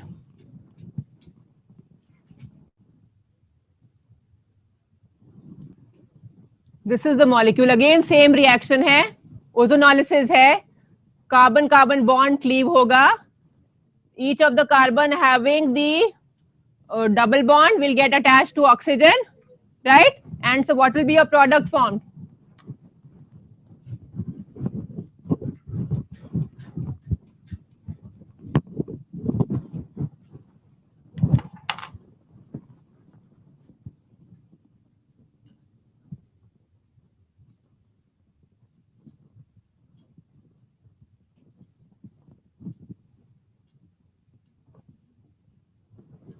This is the product you will get. ठीक है, open हो गया ना मॉलिक्यूल. अब क्या है, reaction with alkali, so alpha hydrogen abstract हो जाएगा. Now you can see they are equivalent structures, यहां से एब्स्ट्रैक्ट हो या यहां से एब्स्ट्रैक्ट हो या यहां से एब्स्ट्रैक्ट हो या यहां से एब्स्ट्रैक्ट हो. The idea is that one hydrogen will be abstracted and you will have cyclization taking place in this manner. So the question says how many different types of products can be formed. The reaction can take place only in one way because all these four alpha hydrogens are equivalent. Okay, so it will give you only one product. Okay, so the answer will be 1, that is A there. Okay, one last question that we will take. In the Cannizzaro reaction, benzaldehyde, two molecules are reacting to form one molecule of benzyl alcohol and one molecule of sodium benzoate. Okay, the question is which is the slowest step. When I was writing the reaction of Cannizzaro cross Cannizzaro reaction, I told you that the slowest step or the rate determining step in the reaction is the transfer of hydride ion. Okay, so it is the transfer of the hydride ion which is the slowest and hence the rate determining step in the Cannizzaro reaction. Is that okay? Any question you have?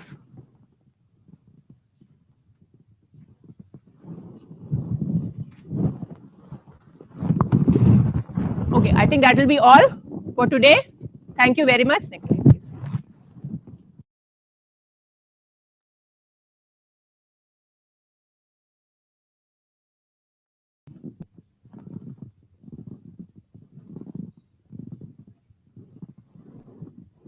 Thank you so much for your patience.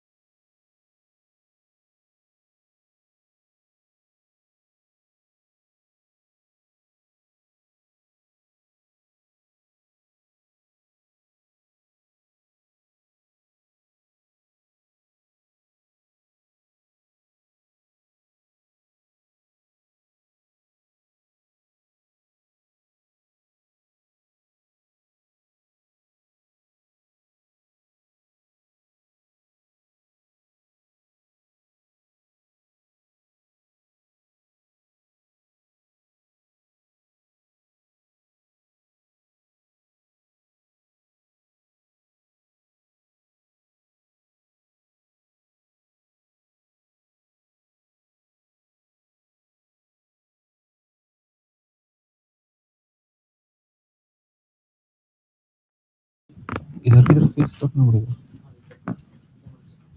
ठीक है, okay. और आवाज I would stay okay. वैसे भी actually I would teach on the board. So hi all,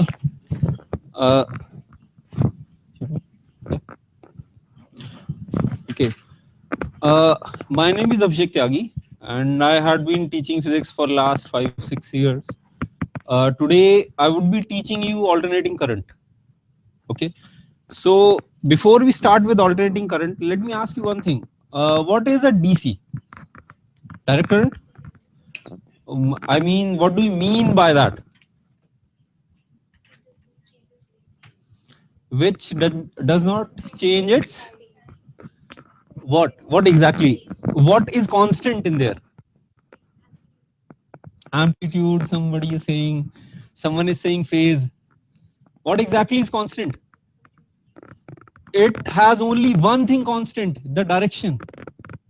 Okay, so if I show graphically, the graph should stay here on the positive side either or on the negative side, whatever, but it should not switch sides. Direct current. Okay, so that means what is an AC? Something, a current which would actually change the direction, right? And should it change the direction randomly or should it change it after some specified interval? Periodically. You are getting my point, right? So AC is what?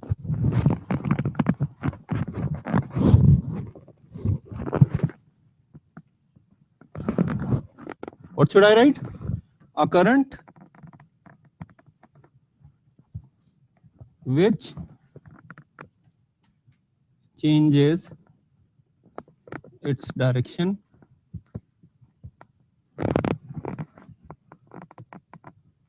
periodically. ठीक है, right? Only direction should change periodically. Rest all may or may not happen, whatever things may happen. Okay, what I mean to say, I'll show on the graph. I have this kind of AC.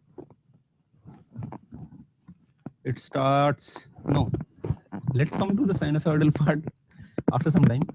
It starts, drops off on the negative side, then again bounces back. Okay, here time interval is t by 2, t, 3t by 2, right? Okay, changing direction periodically, right? Another one would be like this, starts off, gradually falls,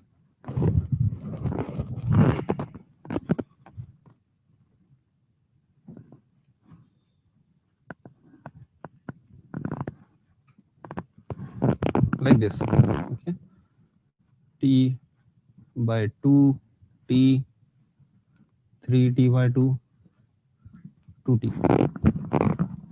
Again changing direction periodically. This will continue like forever. So in these two situations, what would be the time period? What do you think is the time period? Huh?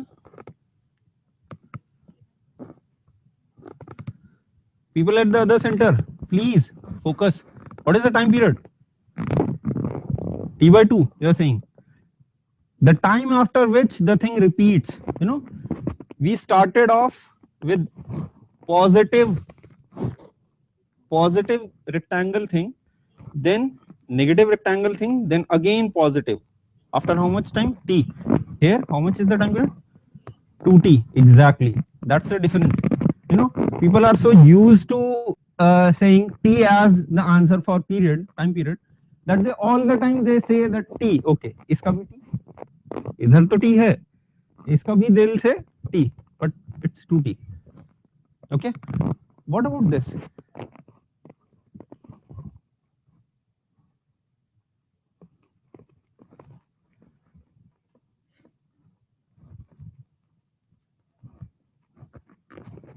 Is this AC?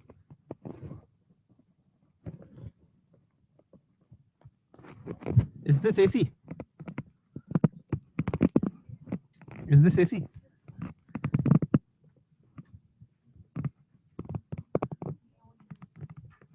Check the definition, which changes its direction periodically. So it is changing the direction periodically, right? Getting my point? So what the difference is, these are symmetrical AC currents, right? This one is not symmetrical. The only thing, okay? But we need not get bothered with whether it is symmetrical or not. It is still an AC. However, the thing is that we won't study all of these waveforms. This one is called square wave. This one is called a triangular wave, and God knows what this is called. We would be studying what? Sinusoidal? You already know.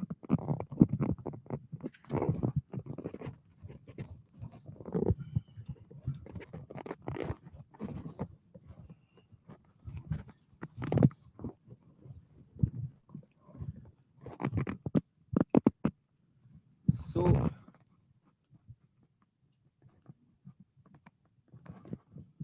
sinusoidal AC, that's our area, right? So one doubt cleared, that an AC wave need not be a symmetrical wave. But for our purpose, what do we need? A symmetrical wave actually. For our purpose, it's a symmetrical sine wave. Okay.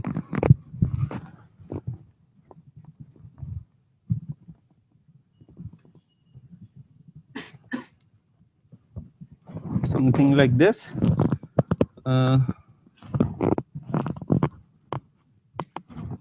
This is EMF E versus time. So this is EMF E versus time. So something like that. Okay. And in this, what is omega? What? 2 pi f or 2 pi by t. It's called angular frequency, right? F in India is 50 hertz. You have heard. Everybody knows. Yeah, written everywhere. Okay, so it's angular frequency. Don't directly use frequency in the equations. Okay, so let's start with AC. You already know how it is generated. In last chapter EMI, you have studied generator, right?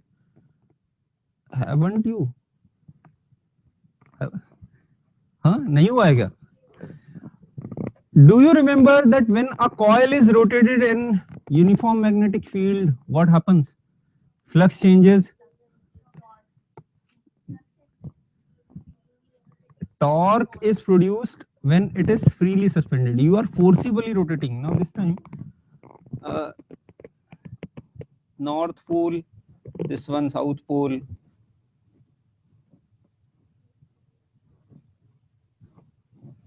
So this is the coil which is rotating with angular velocity omega. I have tried to show it in 3D.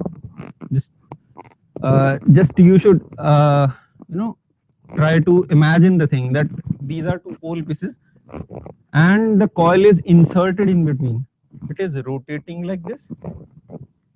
Okay, it is inserted. Should I show with a paper? You already know.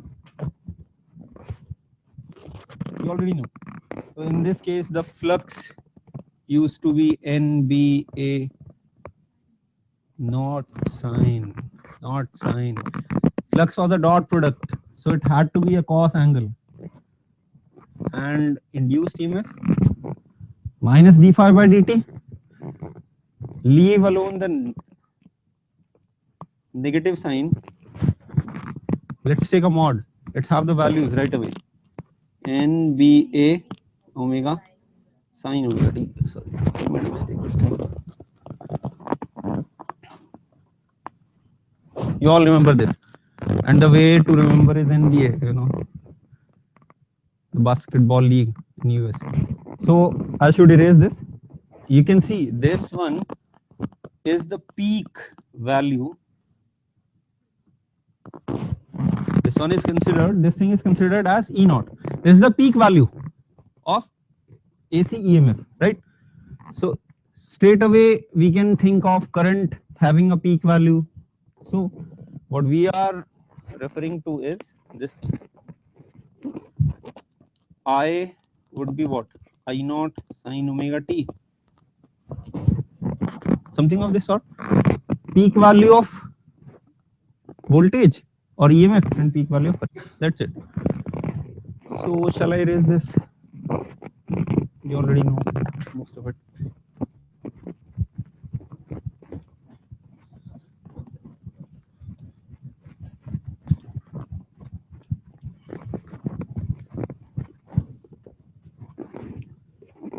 Okay. So next thing is average value of AC. You know it, right? What is the average value? Do you remember the formula or do you remember the process? The formula 2I naught by pi, right? See, the thing is, whatever I am teaching here, it won't definitely come in IIT. It won't come for sure. You know, I can give it on a stamp paper, but that doesn't mean that it is useless, right? The in IIT, you know, the questions are crafted in a manner so that only those who know the process can go ahead, right? The formula is of no use. Any time you can see for last, let's say 10 years or so, the questions had been unique. Okay, so please pay attention to the process, not the formula. You know, once you have the process in here, formula is just a matter of time. So I have current here and time. Let's say this sort of graph I have. Current is varying, but it's not AC. From time t1 to t2, the charge supplied during this time, during this interval delta t is equal to t2 minus t1, the charge supplied in this duration, what is it? I dt integrated, integral of I dt from t1 to t2, or I can say area under the curve, right? From t1 to t2. You know, integral is actually area under curve.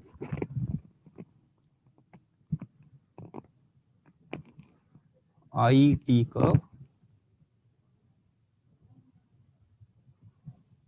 from T1 to T2. Okay, so the average value is defined as what? Charge delivered to time taken. Okay, which in this case would be what? Integral I dt T1 to T2 upon T2 minus T1.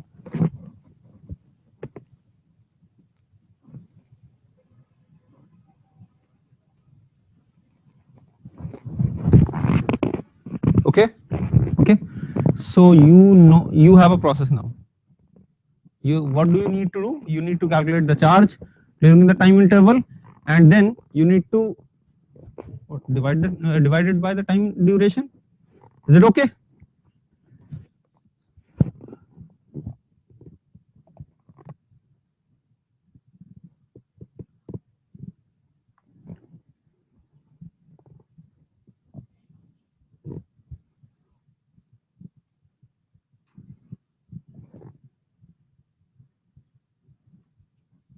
Done? Okay. Let's have something here. A lot of space. For DC,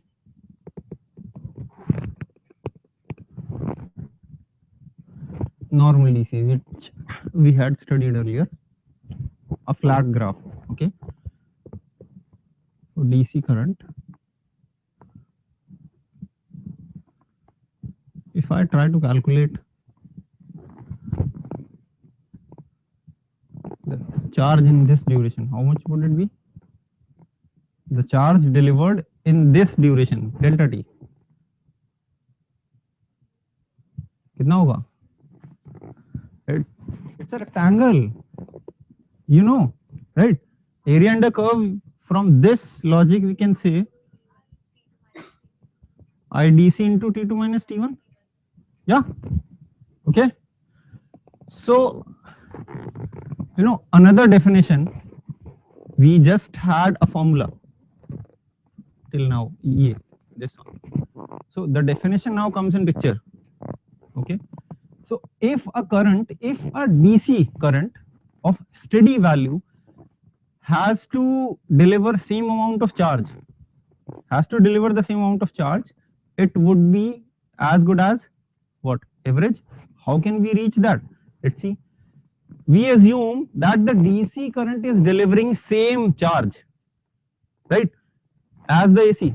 So it means this thing and this thing should be equal if both are delivering same charge. So if delta Q AC is equal to delta Q DC, so integral I dt I1 to I2 T1 to T2 is equal to IDC, and you can see that IDC is nothing but what? The same thing.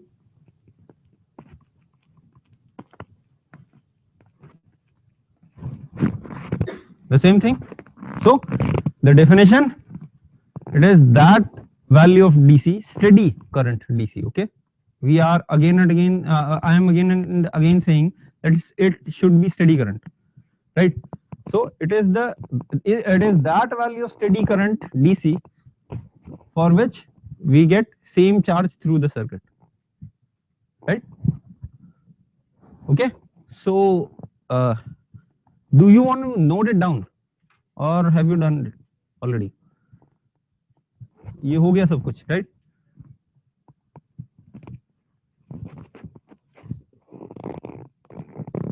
Erase करूं? Okay. So physical significance of average हमें समझ आ गया, right? Okay. That value of DC which delivers same charge as that delivered by the AC for same time duration. Okay. In the same circuit, obviously. Okay.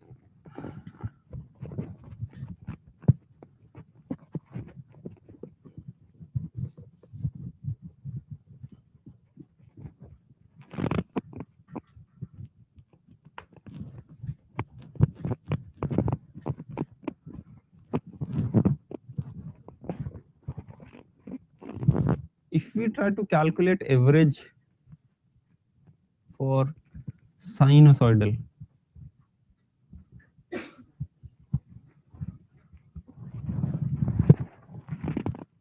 if you try to calculate average for sinusoidal, what it would be? I was I naught sin omega t.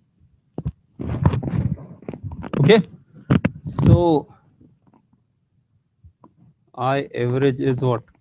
1 by T2 minus T1 integral 1 to T2. I haven't till now haven't fed any time duration. Okay. The reason for that is, let's draw the graph first. We'll understand what exactly is happening.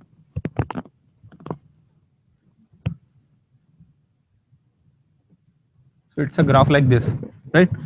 And you know, for a sine wave, the positive lobe as well as the negative lobe, they have same area, right? So this positive lobe, negative lobe have same area. So if I consider whole duration 0 to t, then this area and this area would be equal. But the charge delivered in this case for positive part and the charge delivered for negative part would be equal. That means, ठीक है, समझ आ रहा है ये चीज? Okay, that positive lobe and negative lobe have same area, which means the charge delivered in positive half cycle and negative half cycle is same. Okay, but in opposite directions. So if it is delivering charge in this direction positive half, would deliver in opposite direction negative half. Total charge delivered would be 0. You know this, delta Q is 0. Okay. So average for full cycle has no meaning. Got it? Average for full cycle will always be 0 for all symmetric forms of AC. Not only this, all symmetric forms of AC, okay, which have equal size of lobes above and below. So we then turn to half cycle. Let's try to find out the half cycle. So it would be what? 0 to T by 2, right? So I average, I would write it here for half cycle would be what? 1 by this integral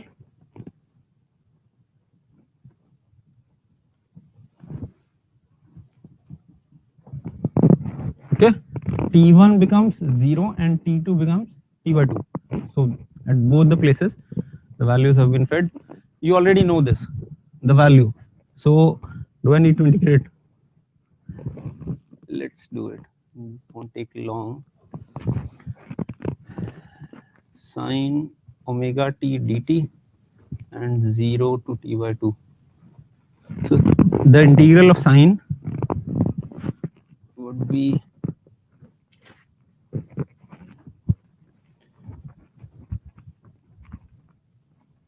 minus cos omega t upon omega and 0 to T by 2. Okay.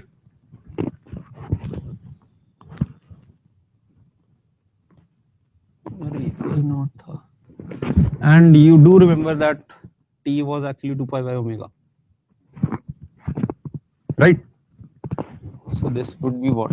2 pi by omega and minus cos omega t by 2 upon omega minus 0. Sorry.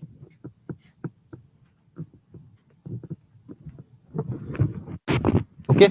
So omega t by 2, if we see omega t is 2 pi. Okay. Omega t by 2 would be what? Pi. So what we are looking at is this omega will cancel. It would be I naught by pi, cancelling 2 as well, minus cos pi minus cos 0. And I have made a very classical mistake. I forgot to put the bracket here. Okay. Okay. So cos pi would be minus 1 and cos 0 would be 1. So minus 1 would be minus 2 with a minus waiting outside. You know, so this thing would become. So that's how it comes 2 I naught by pi. Okay. So you know, all these cos, sine, only cosine, not all these, cos, sine, both the functions over their half period. Do you recall that 0 to pi that we have integrated? So they gave same kind of averages, same kind of values when integrated over half cycle. A property of definite integral. You use that in maths, but the thing is that it's not so you know, used in physics. You don't remember that much, right? नहीं याद रहता ना, यहाँ use करना, वहां पे शायद मैंने दिया होता मैथ्स के लिए, मैथ्स की क्लास में, तो तुम लोग you would have reached the answer way back, right? चलो ये इरेज कर दो, shall I?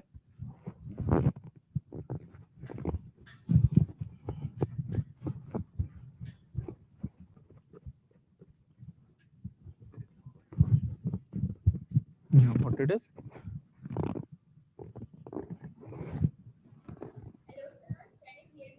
Yeah. Yes, please.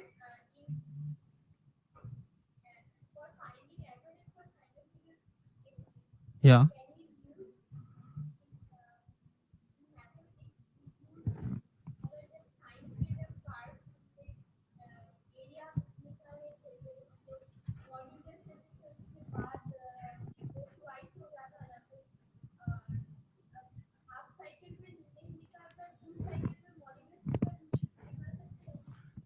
अच्छा, फॉर फुल साइकिल आप मॉड्यूलस लेके निकालना चाहते हैं?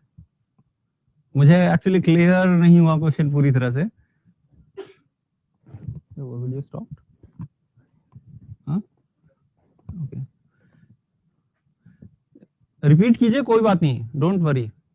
आवाज नहीं आ रही है. या yeah sure.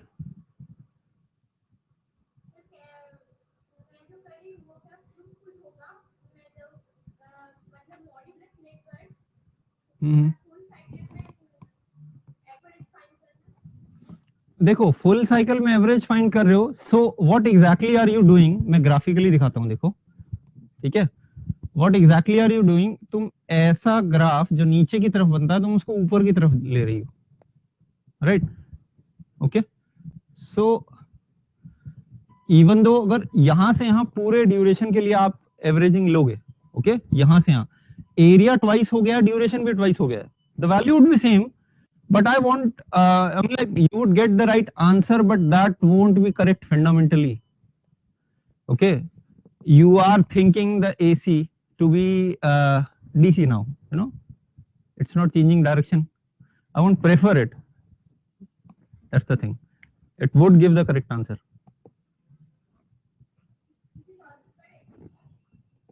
Yeah, it would give the correct answer, but it's not preferable, right? It would give the correct answer for sure. Preferable, the preferable thing. See, do you see the graph? What you are doing is this, exactly this was the sine wave.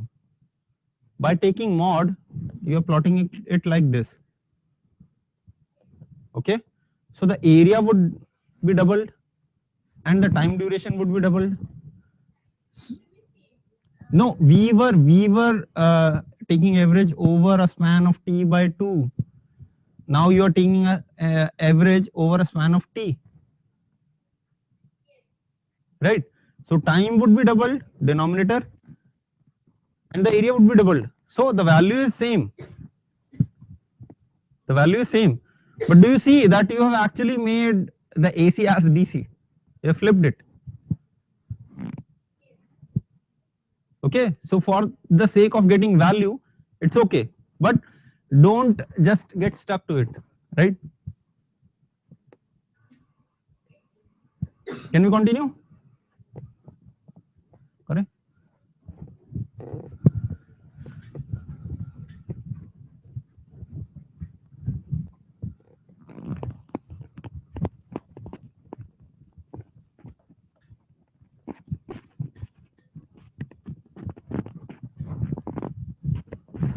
Question हो जाए एक, बहुत देर से बैठे हो लिख रहे हो बस, है ना.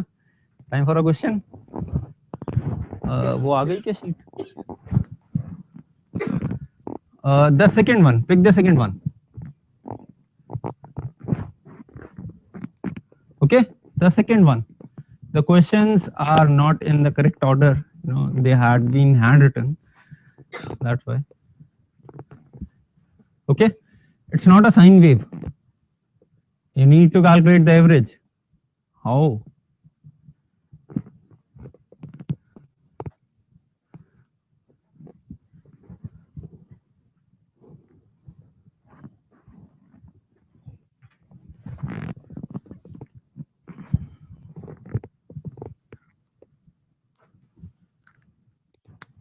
क्या हुआ?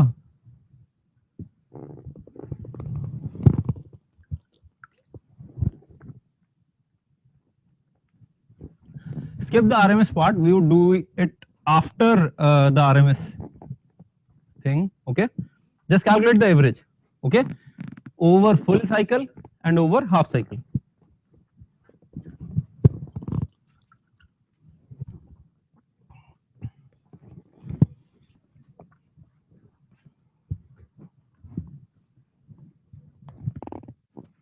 Zero for full cycle and for half.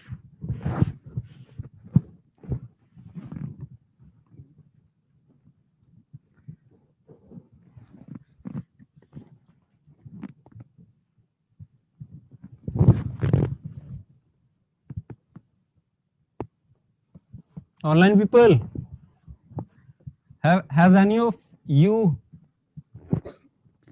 got the answer? कुछ आ रहा है किसी का? I/2 is the correct answer. Are you still trying to calculate the thing using integration? हैं? अभी भी इंटीग्रेशन का यूज कर रहे हो क्या? Can you see the triangle and you know the area? But the thing is कि 12th की चीजें इतने अच्छे से दिमाग में घुसा दी गई हैं कि वो बेसिक तो खत्म हो गए हैं, राइट? खत्म हो गए ना basic. Try to be street smart. Try to get new ways. You know, the number of ways you get for solving a question is directly proportional to the the rank you may get in IIT. Okay, they don't do things differently, they do the same thing actually, but just have variable approaches. You know, the number of ways you can solve a question, you know, the thing is, this question may be done in three ways. It can be done in 2-3 ways, and you know, the number of ways you know of solving a question, they may help you in the exam day. Okay, there's no straightforward way of solving an IIT question. Do you know that? Have you seen the questions? Okay, in fact, some questions are so long if done by proper method that they'll take like half an hour if you consider the numerical questions. But this kind of street smartness, if you have, okay, so intuition and street smartness, right? We need that here. अच्छा, अब calculate करते हैं.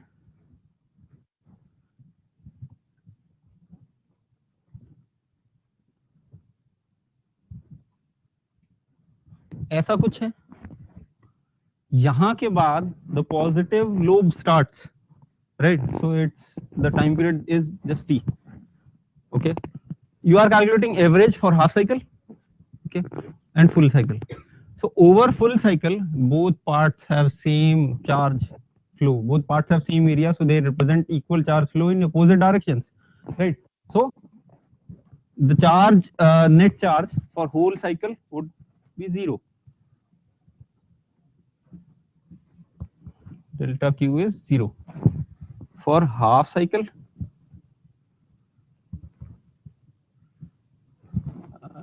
this is 0. For half cycle, we would say I average is what? Integral I1 to T1 to T2 I dt. इतना कुछ, a lot of मेहनत, right? But वहां पे मैंने already लिखा था, you know, I wrote there that it is area under curve. So we need to calculate this much area. So this value is I0. So half by T by 2 into area would be, the height is I0, the base is T by 2. So half into I0 into T by 2. T by 2 cancels, I0 by 2, right? Okay, shall I erase?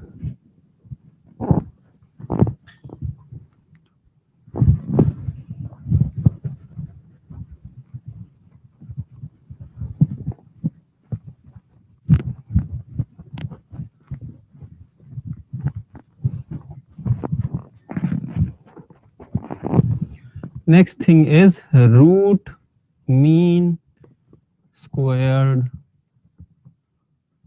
value of AC. Okay, root mean squared value, long name, right? Root mean squared. Let's break it. We have one squared, that means we would be squaring something. We have a mean, okay, so the thing mean squared becomes something, a mean of some squares, and we are taking a root. So for IRMS, short form is RMS, so for IRMS we need to find the mean squared value first.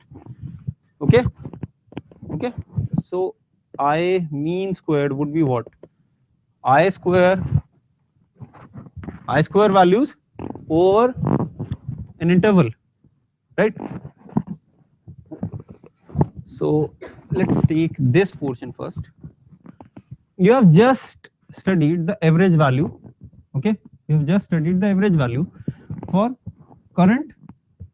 If let us say I want to calculate the average value for any function f, right? I have this function ft, it depends on time, some graph is there. So the average value f average would be what? 1 by, let us say I try for a time interval t1 to t2 delta t, t2 minus t1. What would the value be? t1 to ft dt, right? Okay, the same logic, you know, in our case the current was already a function of time, so we used I dt. If f is any other function which depends on time, so ft dt, sorry, is it okay? We denote average as this, denote average through this angular brackets, right? Okay, so we already remember, we already know the average thing. So we are calculating mean of squared values, mean of squared values. So mean is average, right? So we want to calculate this thing, square ka mean, okay? And this would be what? Integral t1 to t2 I square dt and 1 by delta t, which is what? t2 minus t1, and RMS is what? Root of mean squared. Okay, so the term squared, root mean squared. Okay, it's followed in the reverse order: squares, then take mean, then take root. Okay, so IRMS is actually what? 1 under root of this thing, I square dt. Okay, okay. You want to write it down? Continue.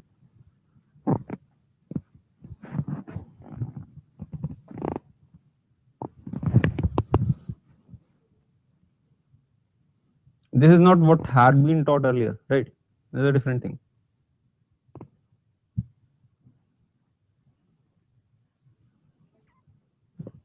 Shall we continue? Okay. We'll calculate the value for sinusoidal. You already know it, right? I naught by root 2. We'll calculate. But my other point is, what is the use? I mean, like, what is the significance? For average, we had a significant thing, right? That it represents a current, a steady current, which would deliver same amount of charge as that delivered by AC, right? So for over a cycle, it was 0 because no charge was delivered, so no steady current needed, right? So in this case, let's try to judge the significance, guess the significance. Okay.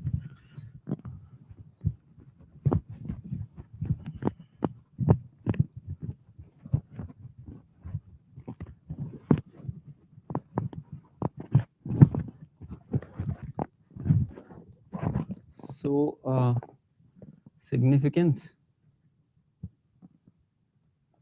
of RMS value of AC. Okay, let us consider two situations.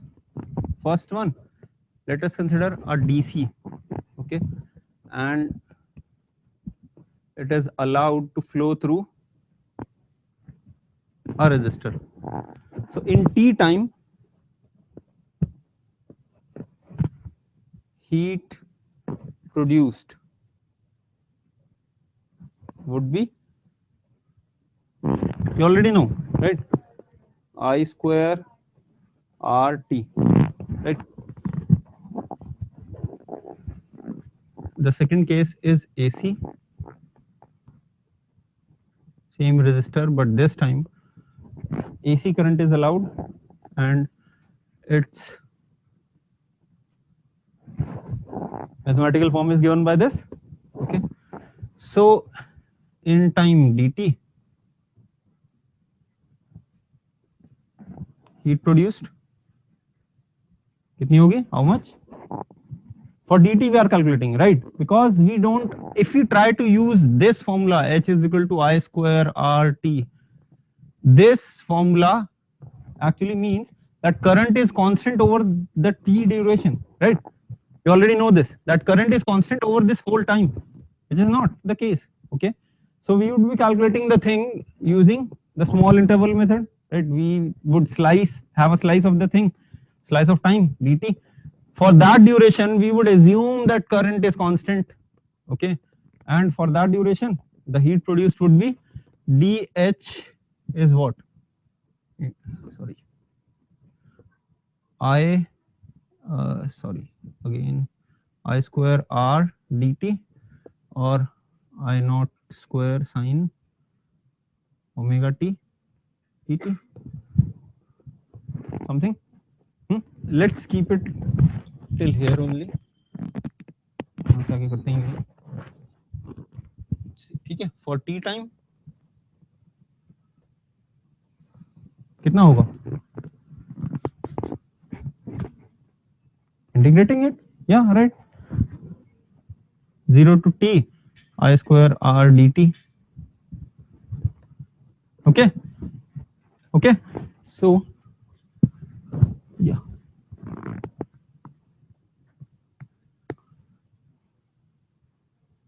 Then if question number 2. अरे triangular के पे ही लगे हुए हो अभी तक.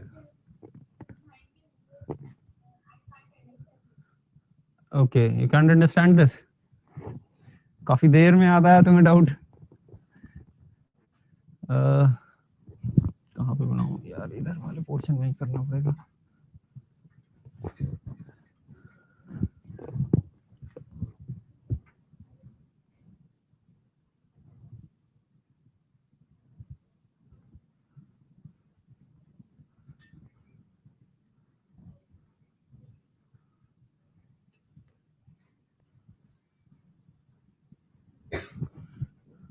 कुछ ऐसी थी वेव, ठीक है. अब we need to find the AC, sorry, the average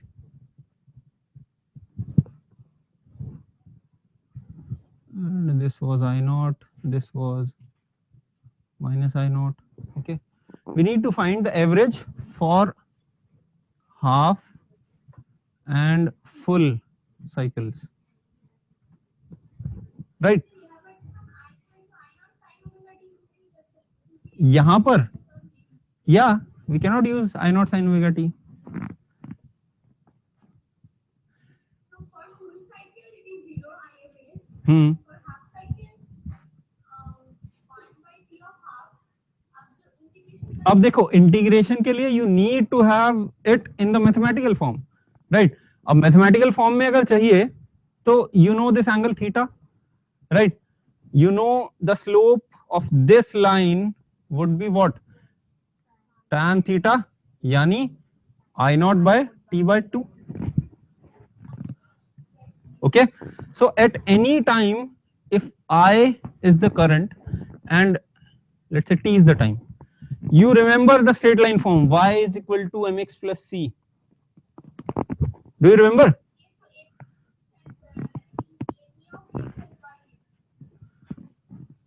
See, what?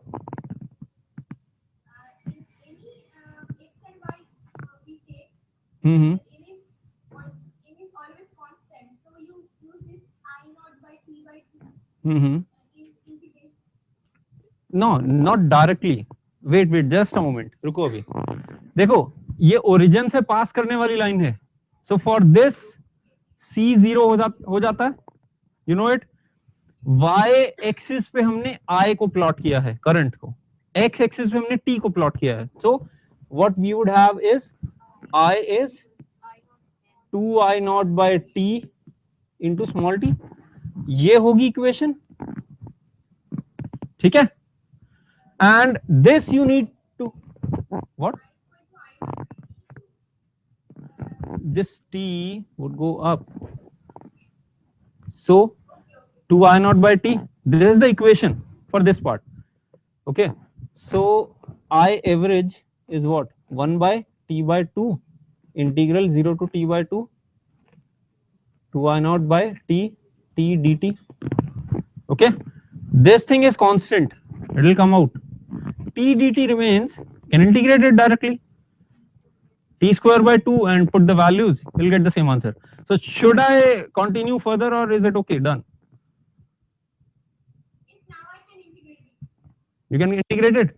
See, the integration thing is the but obvious way.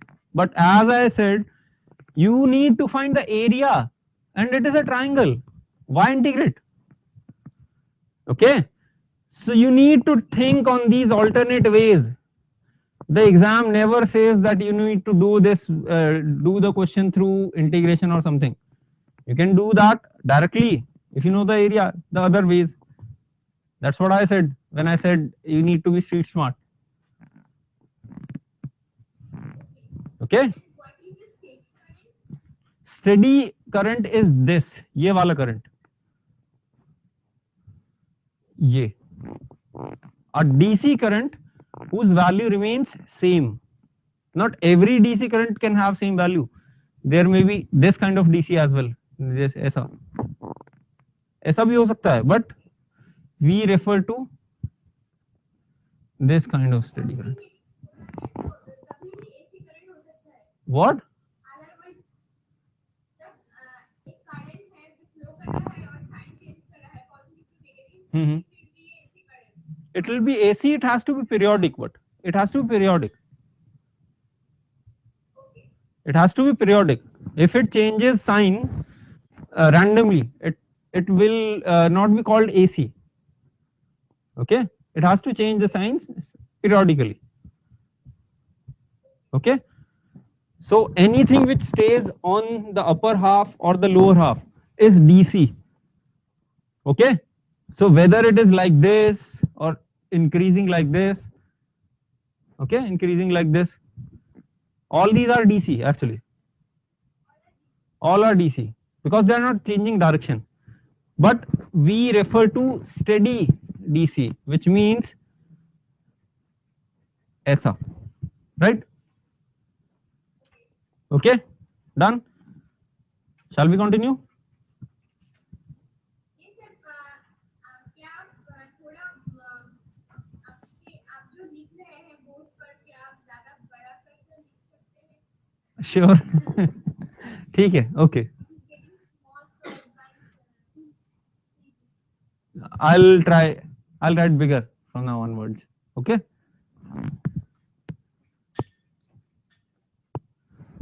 छोटा रह गया. ये तो आप लोगों ने समझ लिया, ठीक है, द ऑब्वियस वे. अब कमाल की बात है, ऑब्वियस वे समझ आती है, स्मार्ट वे समझ नहीं आती है. हाँ,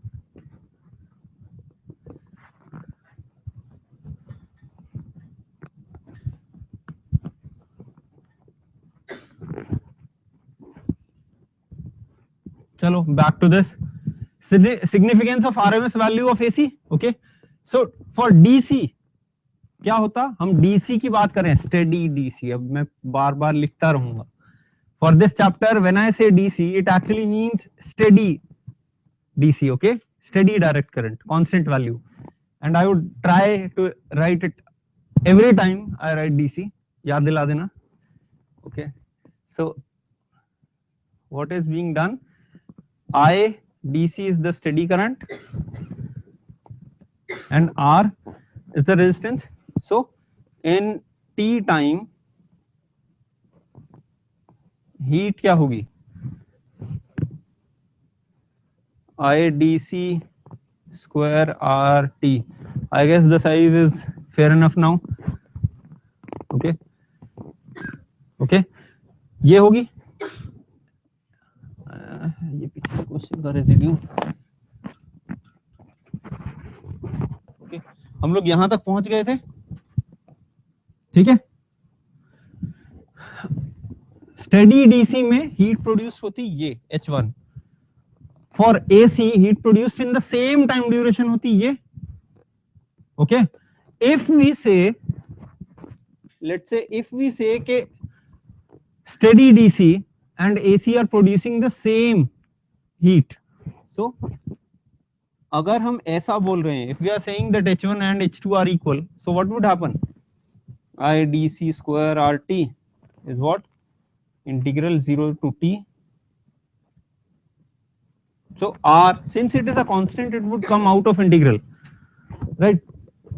And I DC क्या बनेगा? 1 by T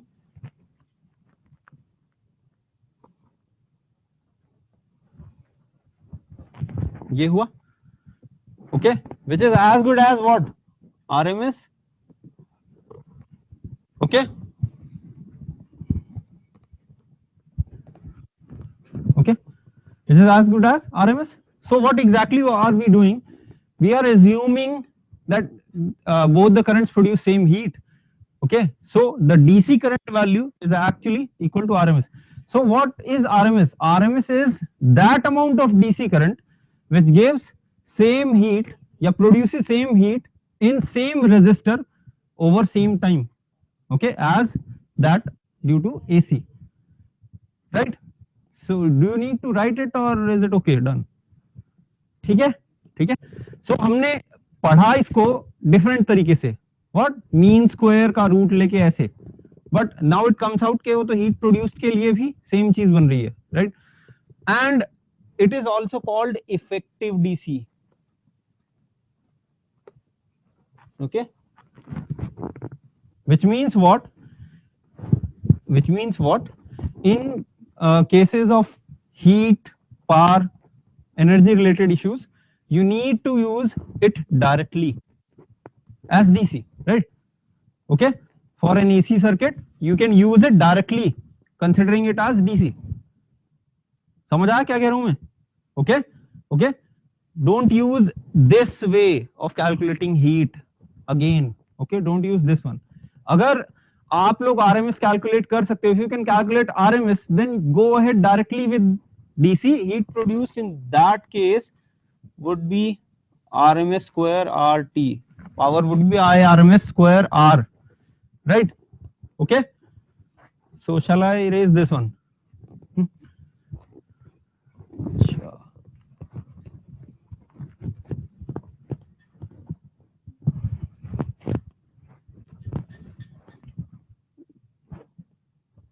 करूं?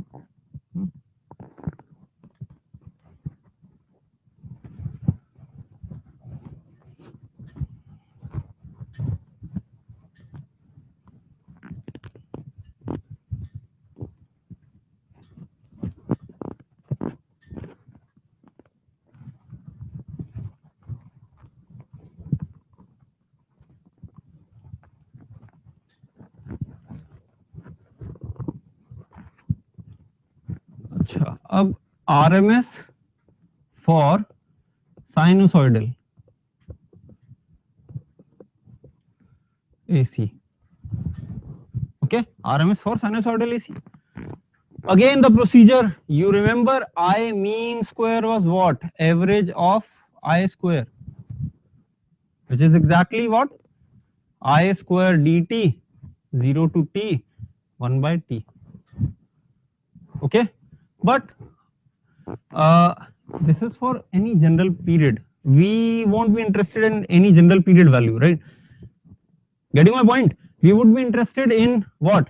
The value of RMS over one cycle or half cycle, some important values. So let's see what exactly happens. Huh?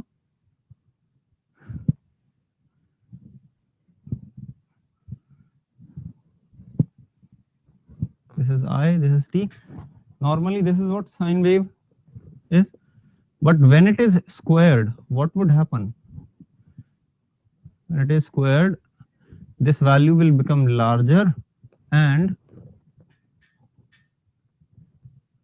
the negative value would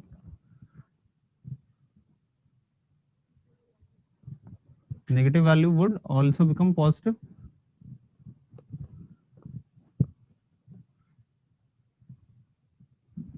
Right. So our sine wave, which had positive as well as negative part, when it is squared, it would have only positive parts. Okay, and it repeats twice in time period t. Okay, so I square now has a time period of what? T by 2. It would repeat again after t by 2. So whether we calculate RMS over complete period 0 to t, or we calculate it over half cycle, it is one and the same thing. Because if we calculate average of I square, what we would be doing? We would be actually adding these two areas and dividing by the time. If we take it for half cycle, what would we be doing? क्या करेंगे हम लोग तब? We would use just one area and t by 2 times. So area doubles, time doubles. For half cycle, just the single area of lobe and t by 2 times. So for half cycle as well as full cycle, it has the same meaning, same value, right? So this would be, I'm calculating it over half cycle. Is it okay? Over half or full cycle, I'm writing.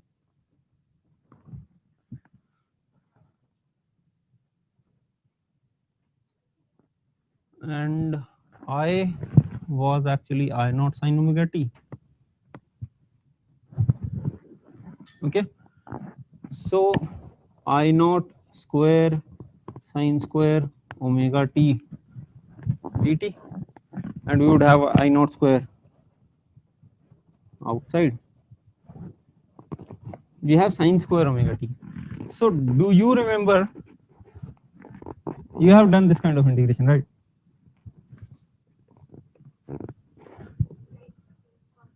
Cos 2 theta is 1 minus 2 sine square theta. Yeah, 1 minus 2 sine square theta, 1 minus cos 2 theta, and sine square theta would be,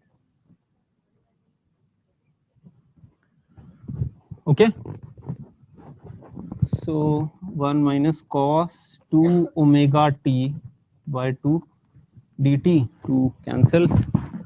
Okay, I naught square था यहाँ पे by t. Let's integrate. Integral for 1 would be t minus sine 2 omega t upon 2 omega. Okay, 0 से t by 2 is the time period. Okay, now let's see what would happen to this. Okay, for sine, for upper value, it would be sine 2 omega t by 2 upon 2 omega. You do remember that omega t was 2 pi, right? You do remember this. So omega t 2 pi, if we replace, this would be 0. So upper limit becomes 0. For lower value, 0 if you put, it would be sine 0. So for even for the lower value, it would be 0 again. So what we get is only t. So we put the limits in t only. I naught square by 2 into t by 2. Okay, agreed? So this would be what? I naught square by 2, right? This is the mean squared value. I'll write the RMS here. Under root I mean squared. Under root how much? I naught square by 2 is what? I naught by root 2.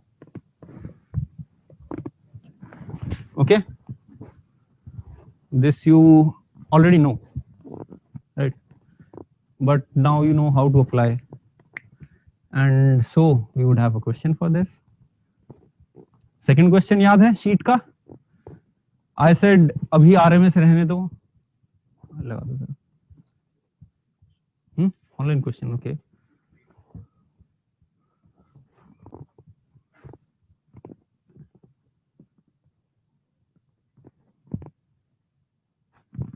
Why refers IDC? DC means what?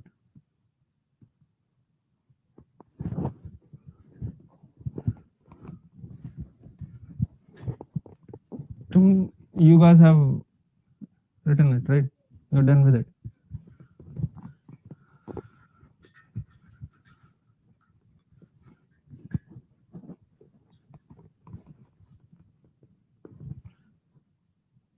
DC, a current with uniform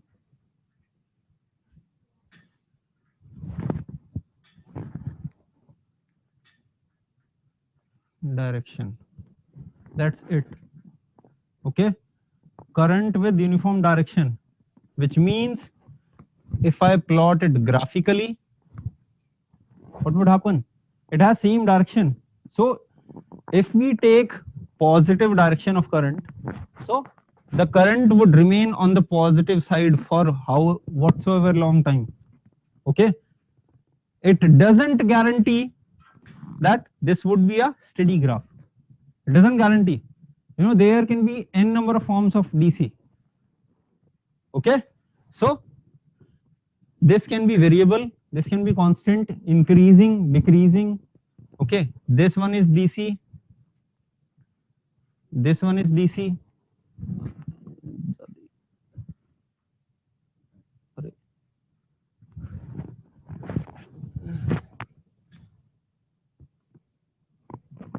Okay, even this is DC, and this one is our old familiar form.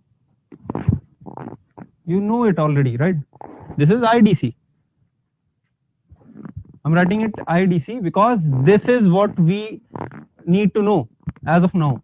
Okay, DC current with steady value, constant value. Okay, all of them are DC, they are not changing.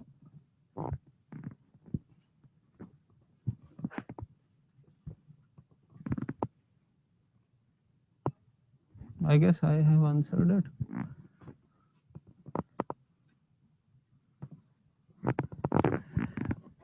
Achha, someone has asked what the DC and AC can be measured by hot wire instruments. So, okay, so somebody already knows a lot about it. Hot wire instruments, they measure values using heating effect of current. Okay, so the person who has referred to hot wire instrument, for him the thing is that hot wire instruments they measure current using heating effect of current. So since both AC as well as DC, both AC as well as DC can produce heating effect, you know, you cannot measure them using the charge delivered way. Okay, okay, if any instrument measures AC as it used to measure in the DC way, so that thing is not going to happen, because over a cycle, what, you know, average value is 0, the charge delivered is 0. So the instruments which measure DC, some instruments which measure DC, they use the charge delivered way. Okay, but some other, they are hot wire instruments, they measure it using heating effect of current. Okay, so that's why both can be measured using hot wire instrument, because heating effect can be produced by both. Okay, DC as well as AC. I guess I have answered it, and I guess the person has understood it. If it's not, correct, continue. This one, RMS value this time. Okay, and we are already equipped with the fact that RMS has same meaning for half as well as full cycle. So I have written over half cycle as well as full cycle, but it means the same thing, right?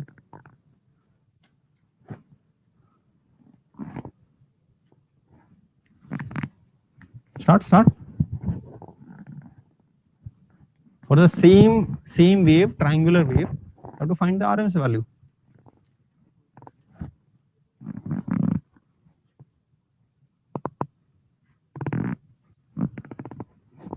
अच्छा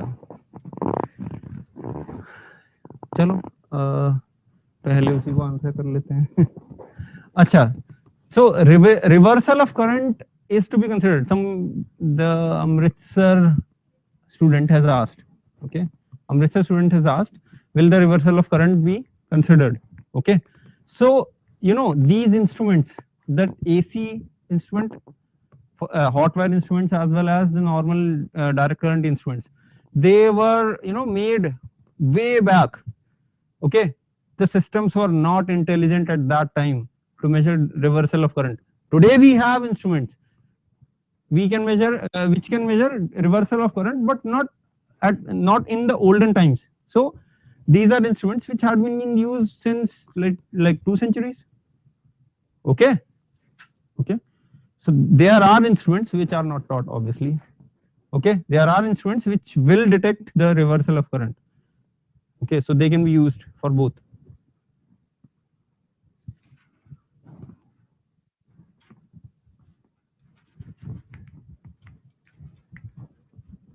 Current question. Continue.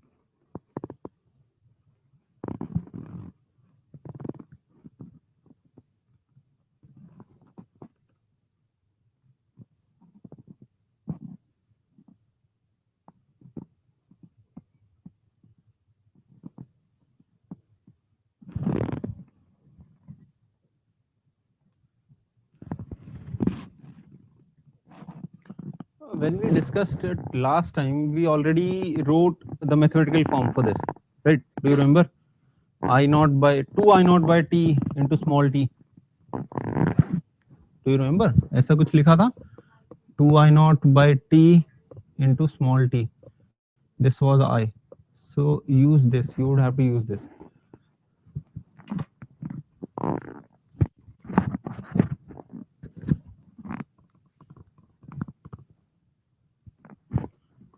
Chat blink कर रहा है.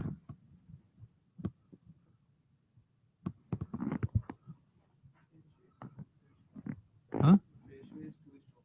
2:1 what? अच्छा. In the second question, ये क्या हो रहा है? Second question. They are answering the first one. I think no, the third one.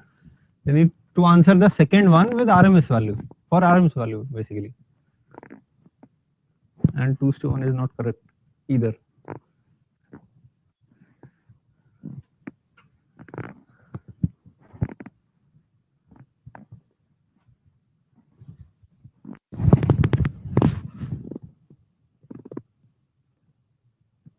क्या?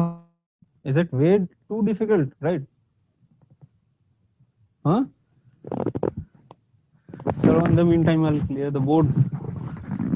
After all, question भी तो करना है बाद में.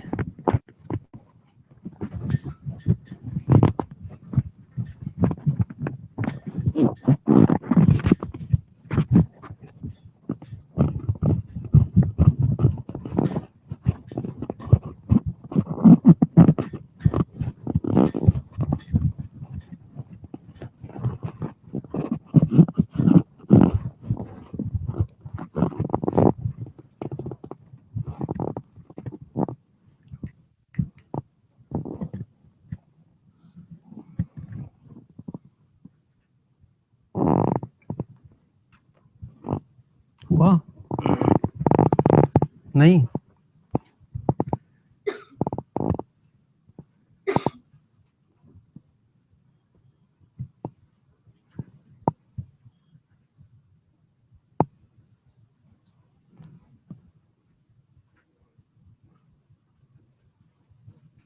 Anyone?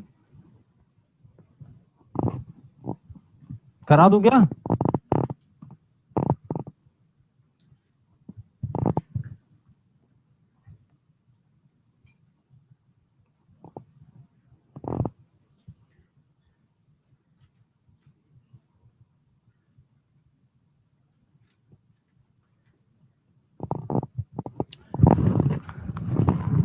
नहीं हो रहा है? हाँ? I not t upon 2 root 3. T, there should be no t. हाँ जी. Video is breaking. I is to 2 by 3. 2 root. ये तो मुझे समझ ही नहीं आ रहा क्या है.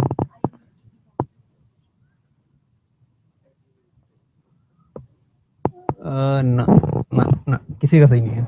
No one is correct. आप लोगों से कोई कुछ कर रहा है या फिर मैं shall I proceed for the answer, the solution? I not by root 3. अब देखो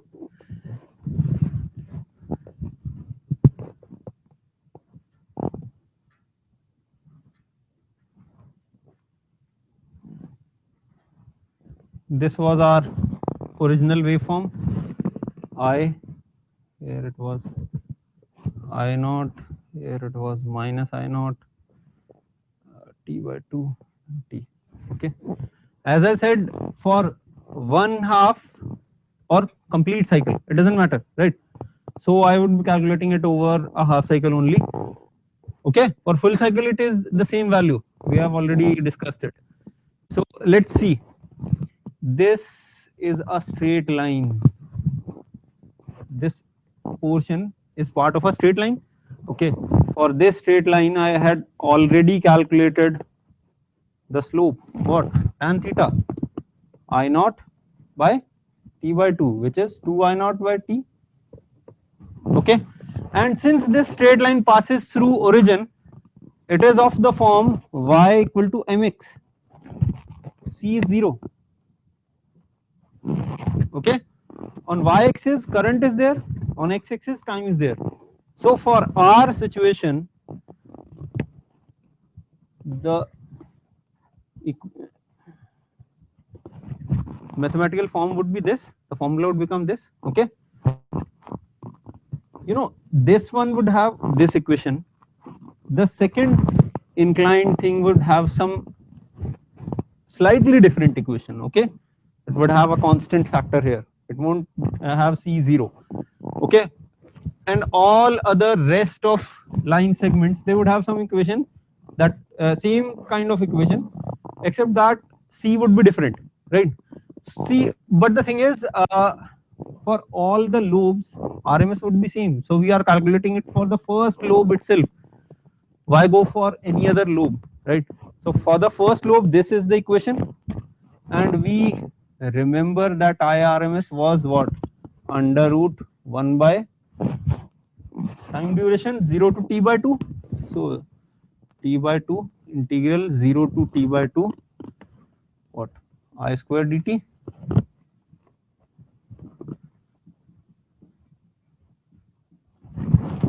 I is 2 I naught.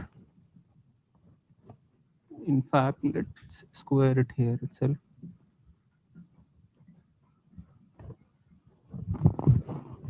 Okay, I'm replacing it, replacing I there.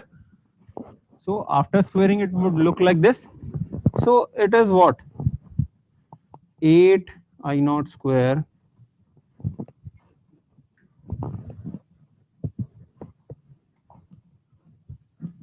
zero to t by 2 t square dt. Okay, it would be t cube by 3, the integral would be t cube by 3. So 8 I naught square by t naught square t cube by 3, limits 0 to t by 2. So I'm directly putting the limits.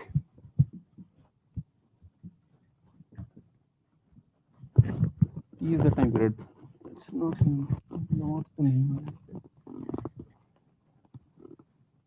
So in the root 1 by 3 into T cube by 8, right? 1 by 3 separate, and then putting the value in T cube, we get T cube by 8.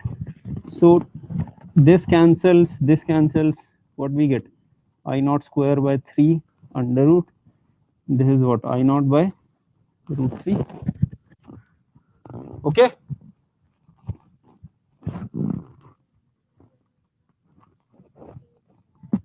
अच्छा, actually यहाँ पे I made a mistake. Actually, I forgot this T. This would be T cube. ठीक है, अब this would be okay. I forgot one T. ठीक है, ठीक है.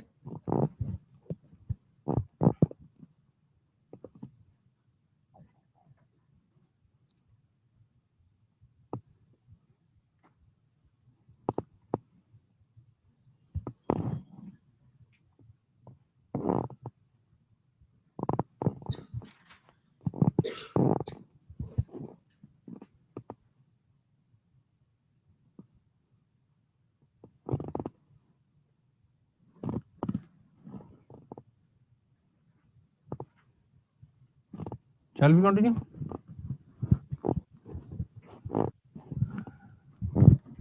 Okay, let's try the problem first.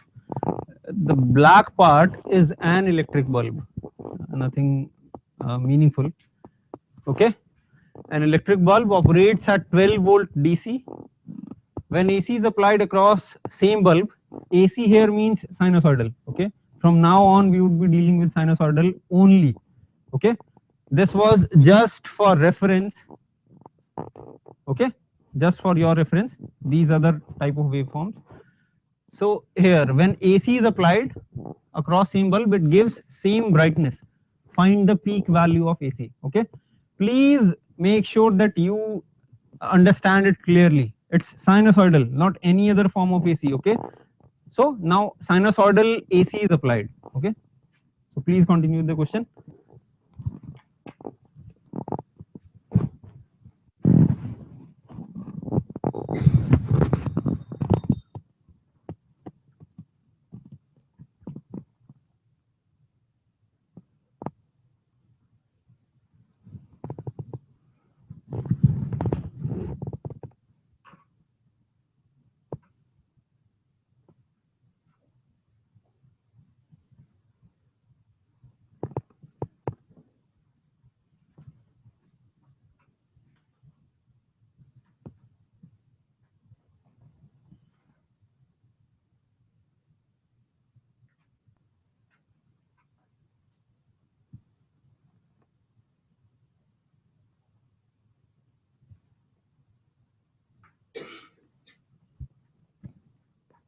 Question. Somebody has a question.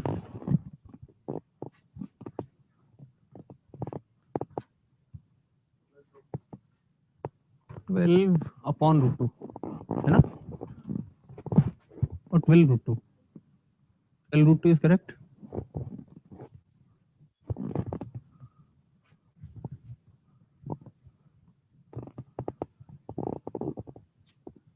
Root 2 is correct. Anyone here got any answer?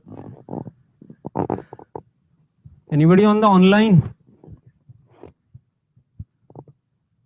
Anyone else got the answer?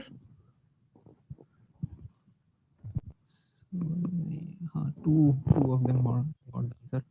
So let's discuss it. हो गया या you need more time? हाँ?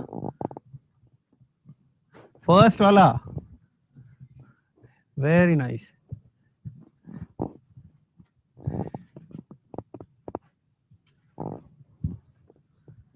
कराऊं अभी? Okay, बहुत basic सी चीज है, बहुत easy question है, बहुत easy.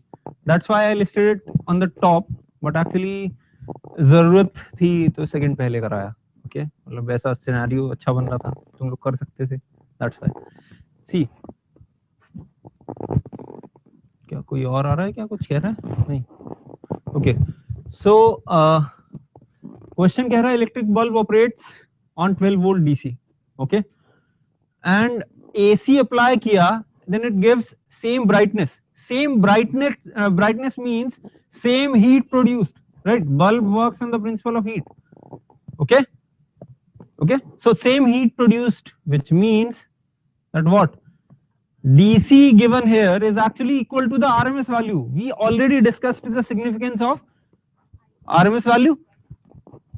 You know, we already discussed that RMS is that value of DC for which same heat is produced.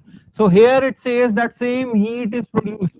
Okay, so DC value is actually the RMS value. I'll write it here.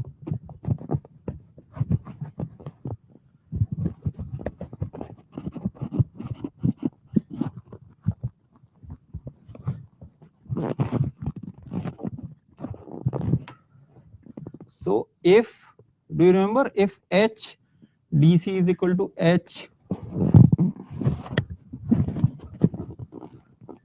HAC, then it means that DC is actually equal to IRMS, which is I peak by root 2.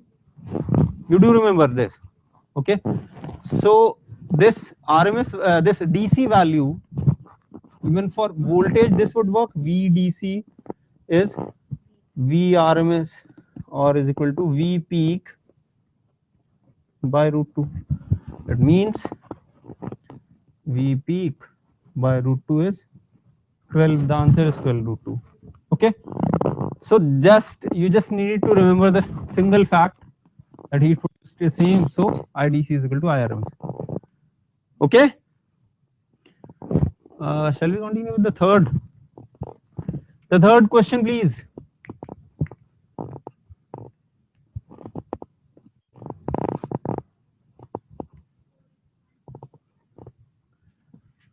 किसने किया? Correct. The third question.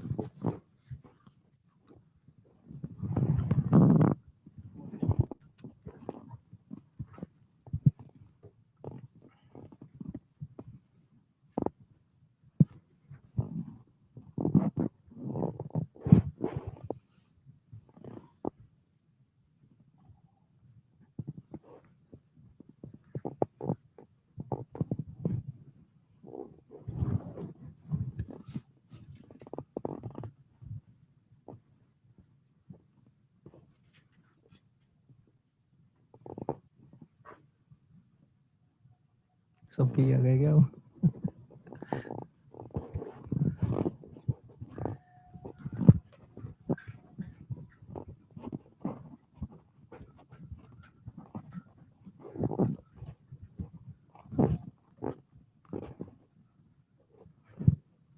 Shall I start? नहीं, you need more time. हो गया 4:1. Others?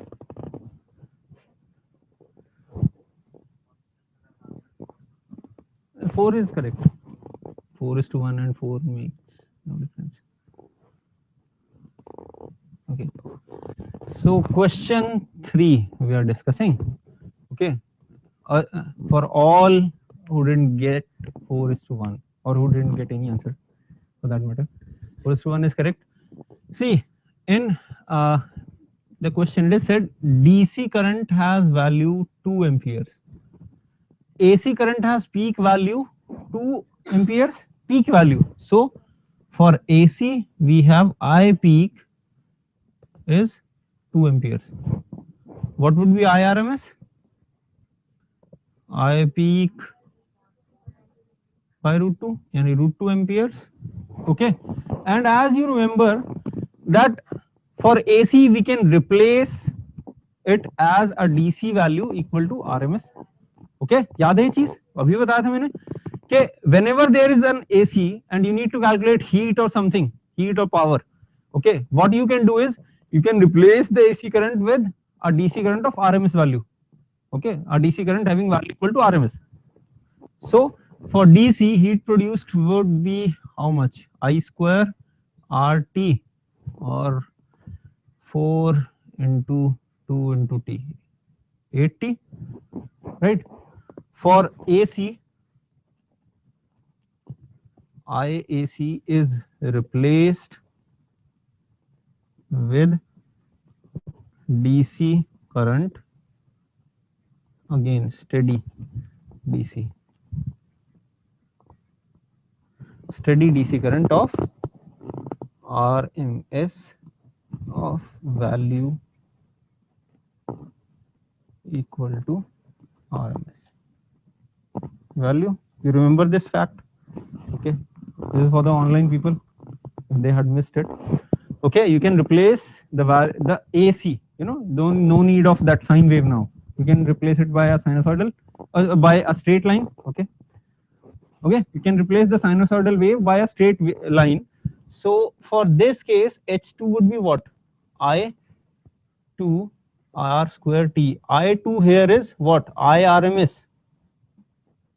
Okay, we have replaced the AC with a DC current of value equal to RMS. Okay, so this would be root 2 ka whole square 1 square T, 1 into T, 2T, and the ratio is what? 8T to 2T. So 4 by 1, 4:1. Okay, easy. Okay, अब fourth का क्या होगा? You see, can you see this E? है ना, जहां E देखते हो वहां फिर फ्यूज हो जाता है दिमाग, नहीं? You can see this E. You need to calculate RMS for this. Okay, and madam please scroll कर दीजिए थोड़ा. The other two are even better. In fifth, we have a DC current overlapped over AC. Okay, DC overlapped over AC. Now you need to find the RMS for that. In fourth, we have two AC. You need to find RMS for that also. Okay, so I won't give all these as homework, but I can solve just one. We have time remaining for one only, I guess. Yeah, 15 minutes. So have your pick. Online people, have your pick. Out of fourth, fifth or sixth, which one of these do you want me to solve? Fourth सबसे मुश्किल लग रहा है, fifth मुश्किल लग रहा है, fifth बोल रहे हैं ऑनलाइन वाले, fifth बोल रहे हैं सबके सब. चलो अच्छा, मतलब साइन और कॉस देख के डरे नहीं, डीसी देख के डर गए, राइट? चलो let's see. Shall I erase this? Okay.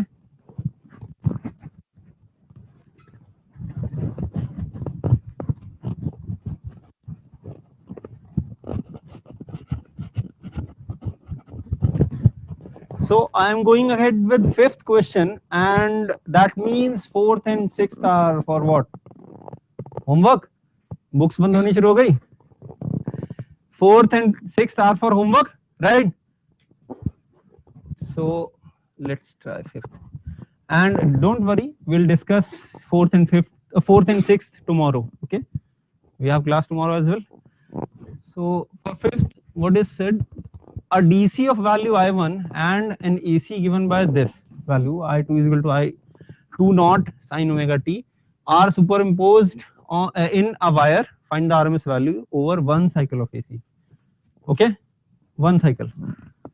So exactly I1 is the DC current and I2 is the AC current. They are superposed. So net current is this.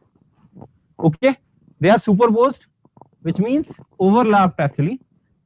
Okay, they are overlapped in a wire. That means they are collectively sent into same wire. So the total current would be this, and this would be like this. Okay, we need to find what? I mean squared first, which is what? This. You remember this? So we need to find mean of square of this value total. So I1 plus I2 sine I2 naught sine omega t whole square. Okay, and this would be what? Integral. It says over one cycle of AC. Okay, so the time period would be 0 to t, And if you remember, the formula was 1 by delta t integral 0 t1 to t2 I square dt. I mean squared यही होता था. Okay, so 0 to t, this is 1 by t, time duration is 1 by t, and I1 plus I2 naught sin omega t का square आपको करना है और फिर dt. Okay, so directly I'm writing here, you need to open the square, so it would be I1 square plus I2 naught square sin square omega t plus 2I1 I2 naught sin omega t dt. Okay, so मुश्किल काम, this is constant है ना. चलो, let's split the integrals. Okay, थोड़ा सा मुश्किल जा रहा है. Let's split the integrals. First one would be I1 square dt 0 to t, the easy thing. Second one would be 0 to t I2 naught sin square omega t dt. Kind of thing we already saw in RMS calculation, right? Okay, we were averaging sin square at that time. And if I take constants out, let's take constant out in this one itself. Why wait for another step? I1 square, okay, and here the constant would be I2 naught square, and for the third one 2I1 I2 naught integral sin omega t dt, right? 0 to t. Now see the magic in it. You would be able to identify the terms. This one is constant, tension nahi hai. Ye, while we were calculating RMS, we took average of this one only, right? Remember, root के अंदर we had I naught square something. Okay, so इसका average क्या आया था? Half, exactly. कितना आया था? Half. इसका average क्या आया था? क्या आया था? 0, exactly. Brilliant. Just remember sin omega t integrated over its whole time period means we have two lobes, a positive lobe as well as negative lobe, cancellation of area, right? So this is of no use. Okay, for this what sin square ka averaging, which we already calculated, it is half. So the value would be 1 by t I1 square into t. अच्छा ये limits मैंने गलती से यहाँ लिख दी. Okay. 0 to t plus I2 naught square. अच्छा, half तब होता था जब t डिनोमिनेटर में ऑलरेडी होता था. After applying the denominator t तब हाफ आता था. हाँ, it would be what t by 2.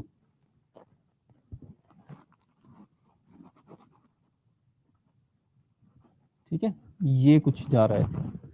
ठीक है, if someone is unable to recall, मैं बता देता हूं क्या होता था. आई मीन स्क्वायर उस केस में होता था 2 by 2 ये I nought square sine square omega T D T, ये होता था कुछ. ओके, ठीक है. आफ्टर अप्लाइंग दिस तब आता था this was I nought square by 2. Okay, so that means अंदर से वैल्यू कितनी आनी चाहिए, कितनी आनी चाहिए? हाँ, t by 2 आनी चाहिए, t by 2 आनी चाहिए, तब तो आई नॉट स्क्वायर बचता ना. अंदर से वैल्यू आनी चाहिए t by 4, so that this thing 2 by t ऐसा कुछ बन रहा हो. ओके ठीक है, सॉरी ये होना चाहिए, हाँ ठीक है. However, in this case, it is a complete period, right? So ये 0 से t हो रहा होता तो यहाँ 1/t होता already, and यहाँ पे t/2 आ रहा होता. You need to calculate this on your own. Okay, the procedure is same. You need to convert it into cos 1 minus cos 2 omega t/2 and so on, right? So this thing, putting the values here and multiplying t inwards, I mean dividing t inwards, we get I1 square plus I2 naught square by 2, something like this. And the RMS value, which is under root of I mean square, is what?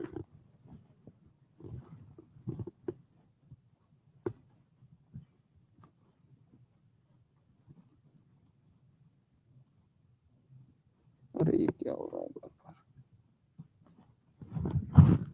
Root of this thing, right? So the steady value, the DC value has same factor, same thing. Okay, AC has same type of contribution. Okay, the DC has contribution what it could have given if it was only there. Okay, क्या होता अगर सिर्फ DC होता तो कुछ ऐसा ही contribution होता ना, RMS is the same value there. Okay, and for pure AC again ये contribution होता, just added and taken root. Okay, you can use it directly in all the questions which need AC and DC mixing. Okay, कुछ आ रहा है? अच्छा, कुछ लोगों ने 4 और 6 भी बोला था.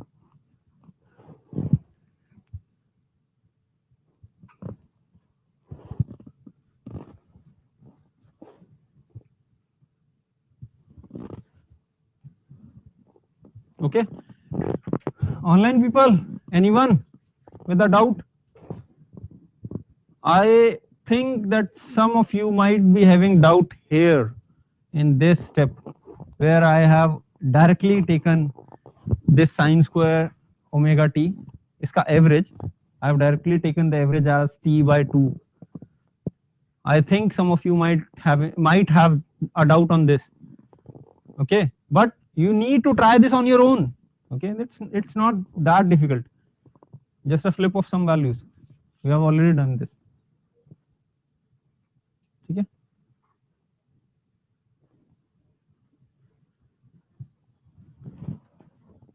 Yeah. Done. Huh? Still 5 minutes more. Okay. Okay, done. Shall I raise?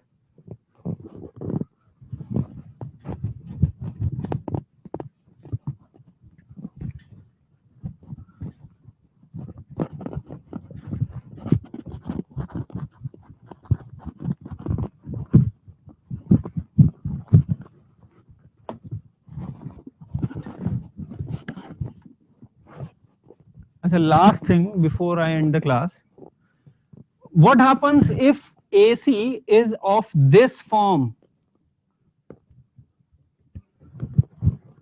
There is a phase, initial phase. What happens now? What happens to average as well as RMS values? Can anyone tell? Online? Would the values be same or different?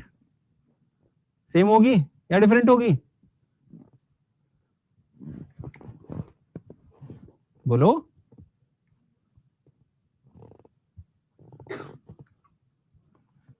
देखो, हाँ, even if you have this, average की बात करें अब जरा. Average was what? Area. For half cycle consider कर लेते हैं. This area we were calculating for half cycle. This was for I naught sine omega t. What if the graph is a little shifted? If it is left shifted, you'll have some phase. If it is right shifted, You will have something else, some other phase. Okay, you would have phase if the graph is shifted right or left. But can you tell me that would the area change? No. So if we shift this graph, this sine wave, leftward or rightward, the area of lobes remains same, which means what? Average remains same. And what about RMS? What about RMS? Will it change? Same ही रहेगा, because since average is not changing. You know RMS में भी हमने average लिया था. RMS शुरू करते time सबसे पहले मैंने averaging function सिखाया था आप लोगों को, right?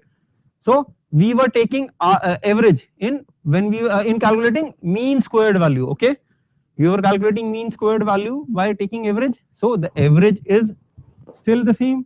The RMS would be same. Okay. Okay. And one more thing, one more question.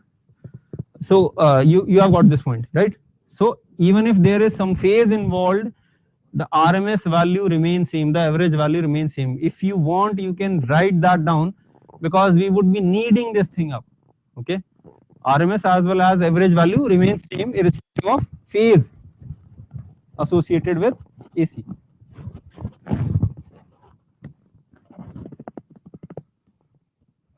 I said, do you know what is the symbol for AC? हाँ, कुछ ऐसा होता है. Okay, let's consider two circuits. अरे ये गड़बड़ हो गई थोड़ी सी.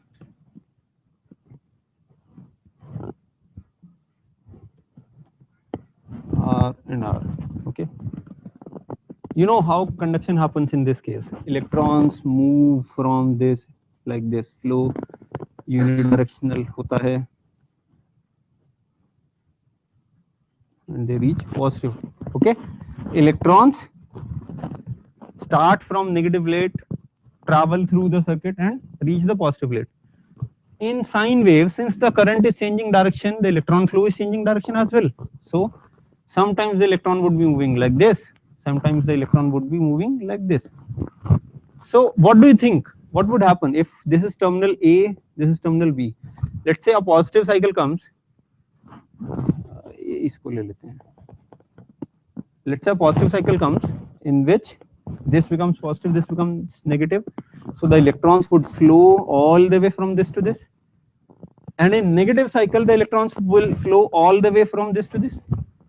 Is it right? I mean, like, what do you think? Whole of the circuit would be like that. All the electrons would start from B, flow all the way to A. Would that happen? Hoga. Now for your knowledge, the drift velocity is very small, of the order of millimeters per second. So you know, in AC it's a cycle of 50 hertz. The AC has a frequency of 50 hertz. Okay, so it would be flipping directions 50 times, 100 times. सब फंस गए हो. अच्छा, अब एक cycle की बात करते हैं. कितनी बार डायरेक्शन फ्लिप हुई? Let's say चलो 2 की बात करते हैं. How many lobes do we have? 4 lobes, है ना? Earlier नेगेटिव डायरेक्शन थी ना, पहला चेंज यहाँ आया, पॉजिटिव डायरेक्शन हुई, दूसरा चेंज यहाँ आया, तीसरा, चौथा. ओके, 4 चेंज हो रहे हैं ना. यहाँ के बाद फिर ये अगले पार्ट में, मैं सिर्फ यहाँ तक देख रहा हूँ, 2 साइकिल्स तक. So number of direction changes कितने होंगे? 100. Okay, 100 in a second. So now think, अब 100 times डायरेक्शन चेंज हुई है, क्या इलेक्ट्रॉन्स इतना मूव कर पाएंगे? पूरा यहाँ से यहाँ चले जाएंगे? They would actually do what? थोड़ा सा आगे चले, फिर डायरेक्शन चेंज हो गई, थोड़ा सा पीछे चले. They would keep dancing at their places. ठीक है? Okay, they would keep dancing at the places. This was the question. Okay, so shall we end? Okay, thank you. ये तो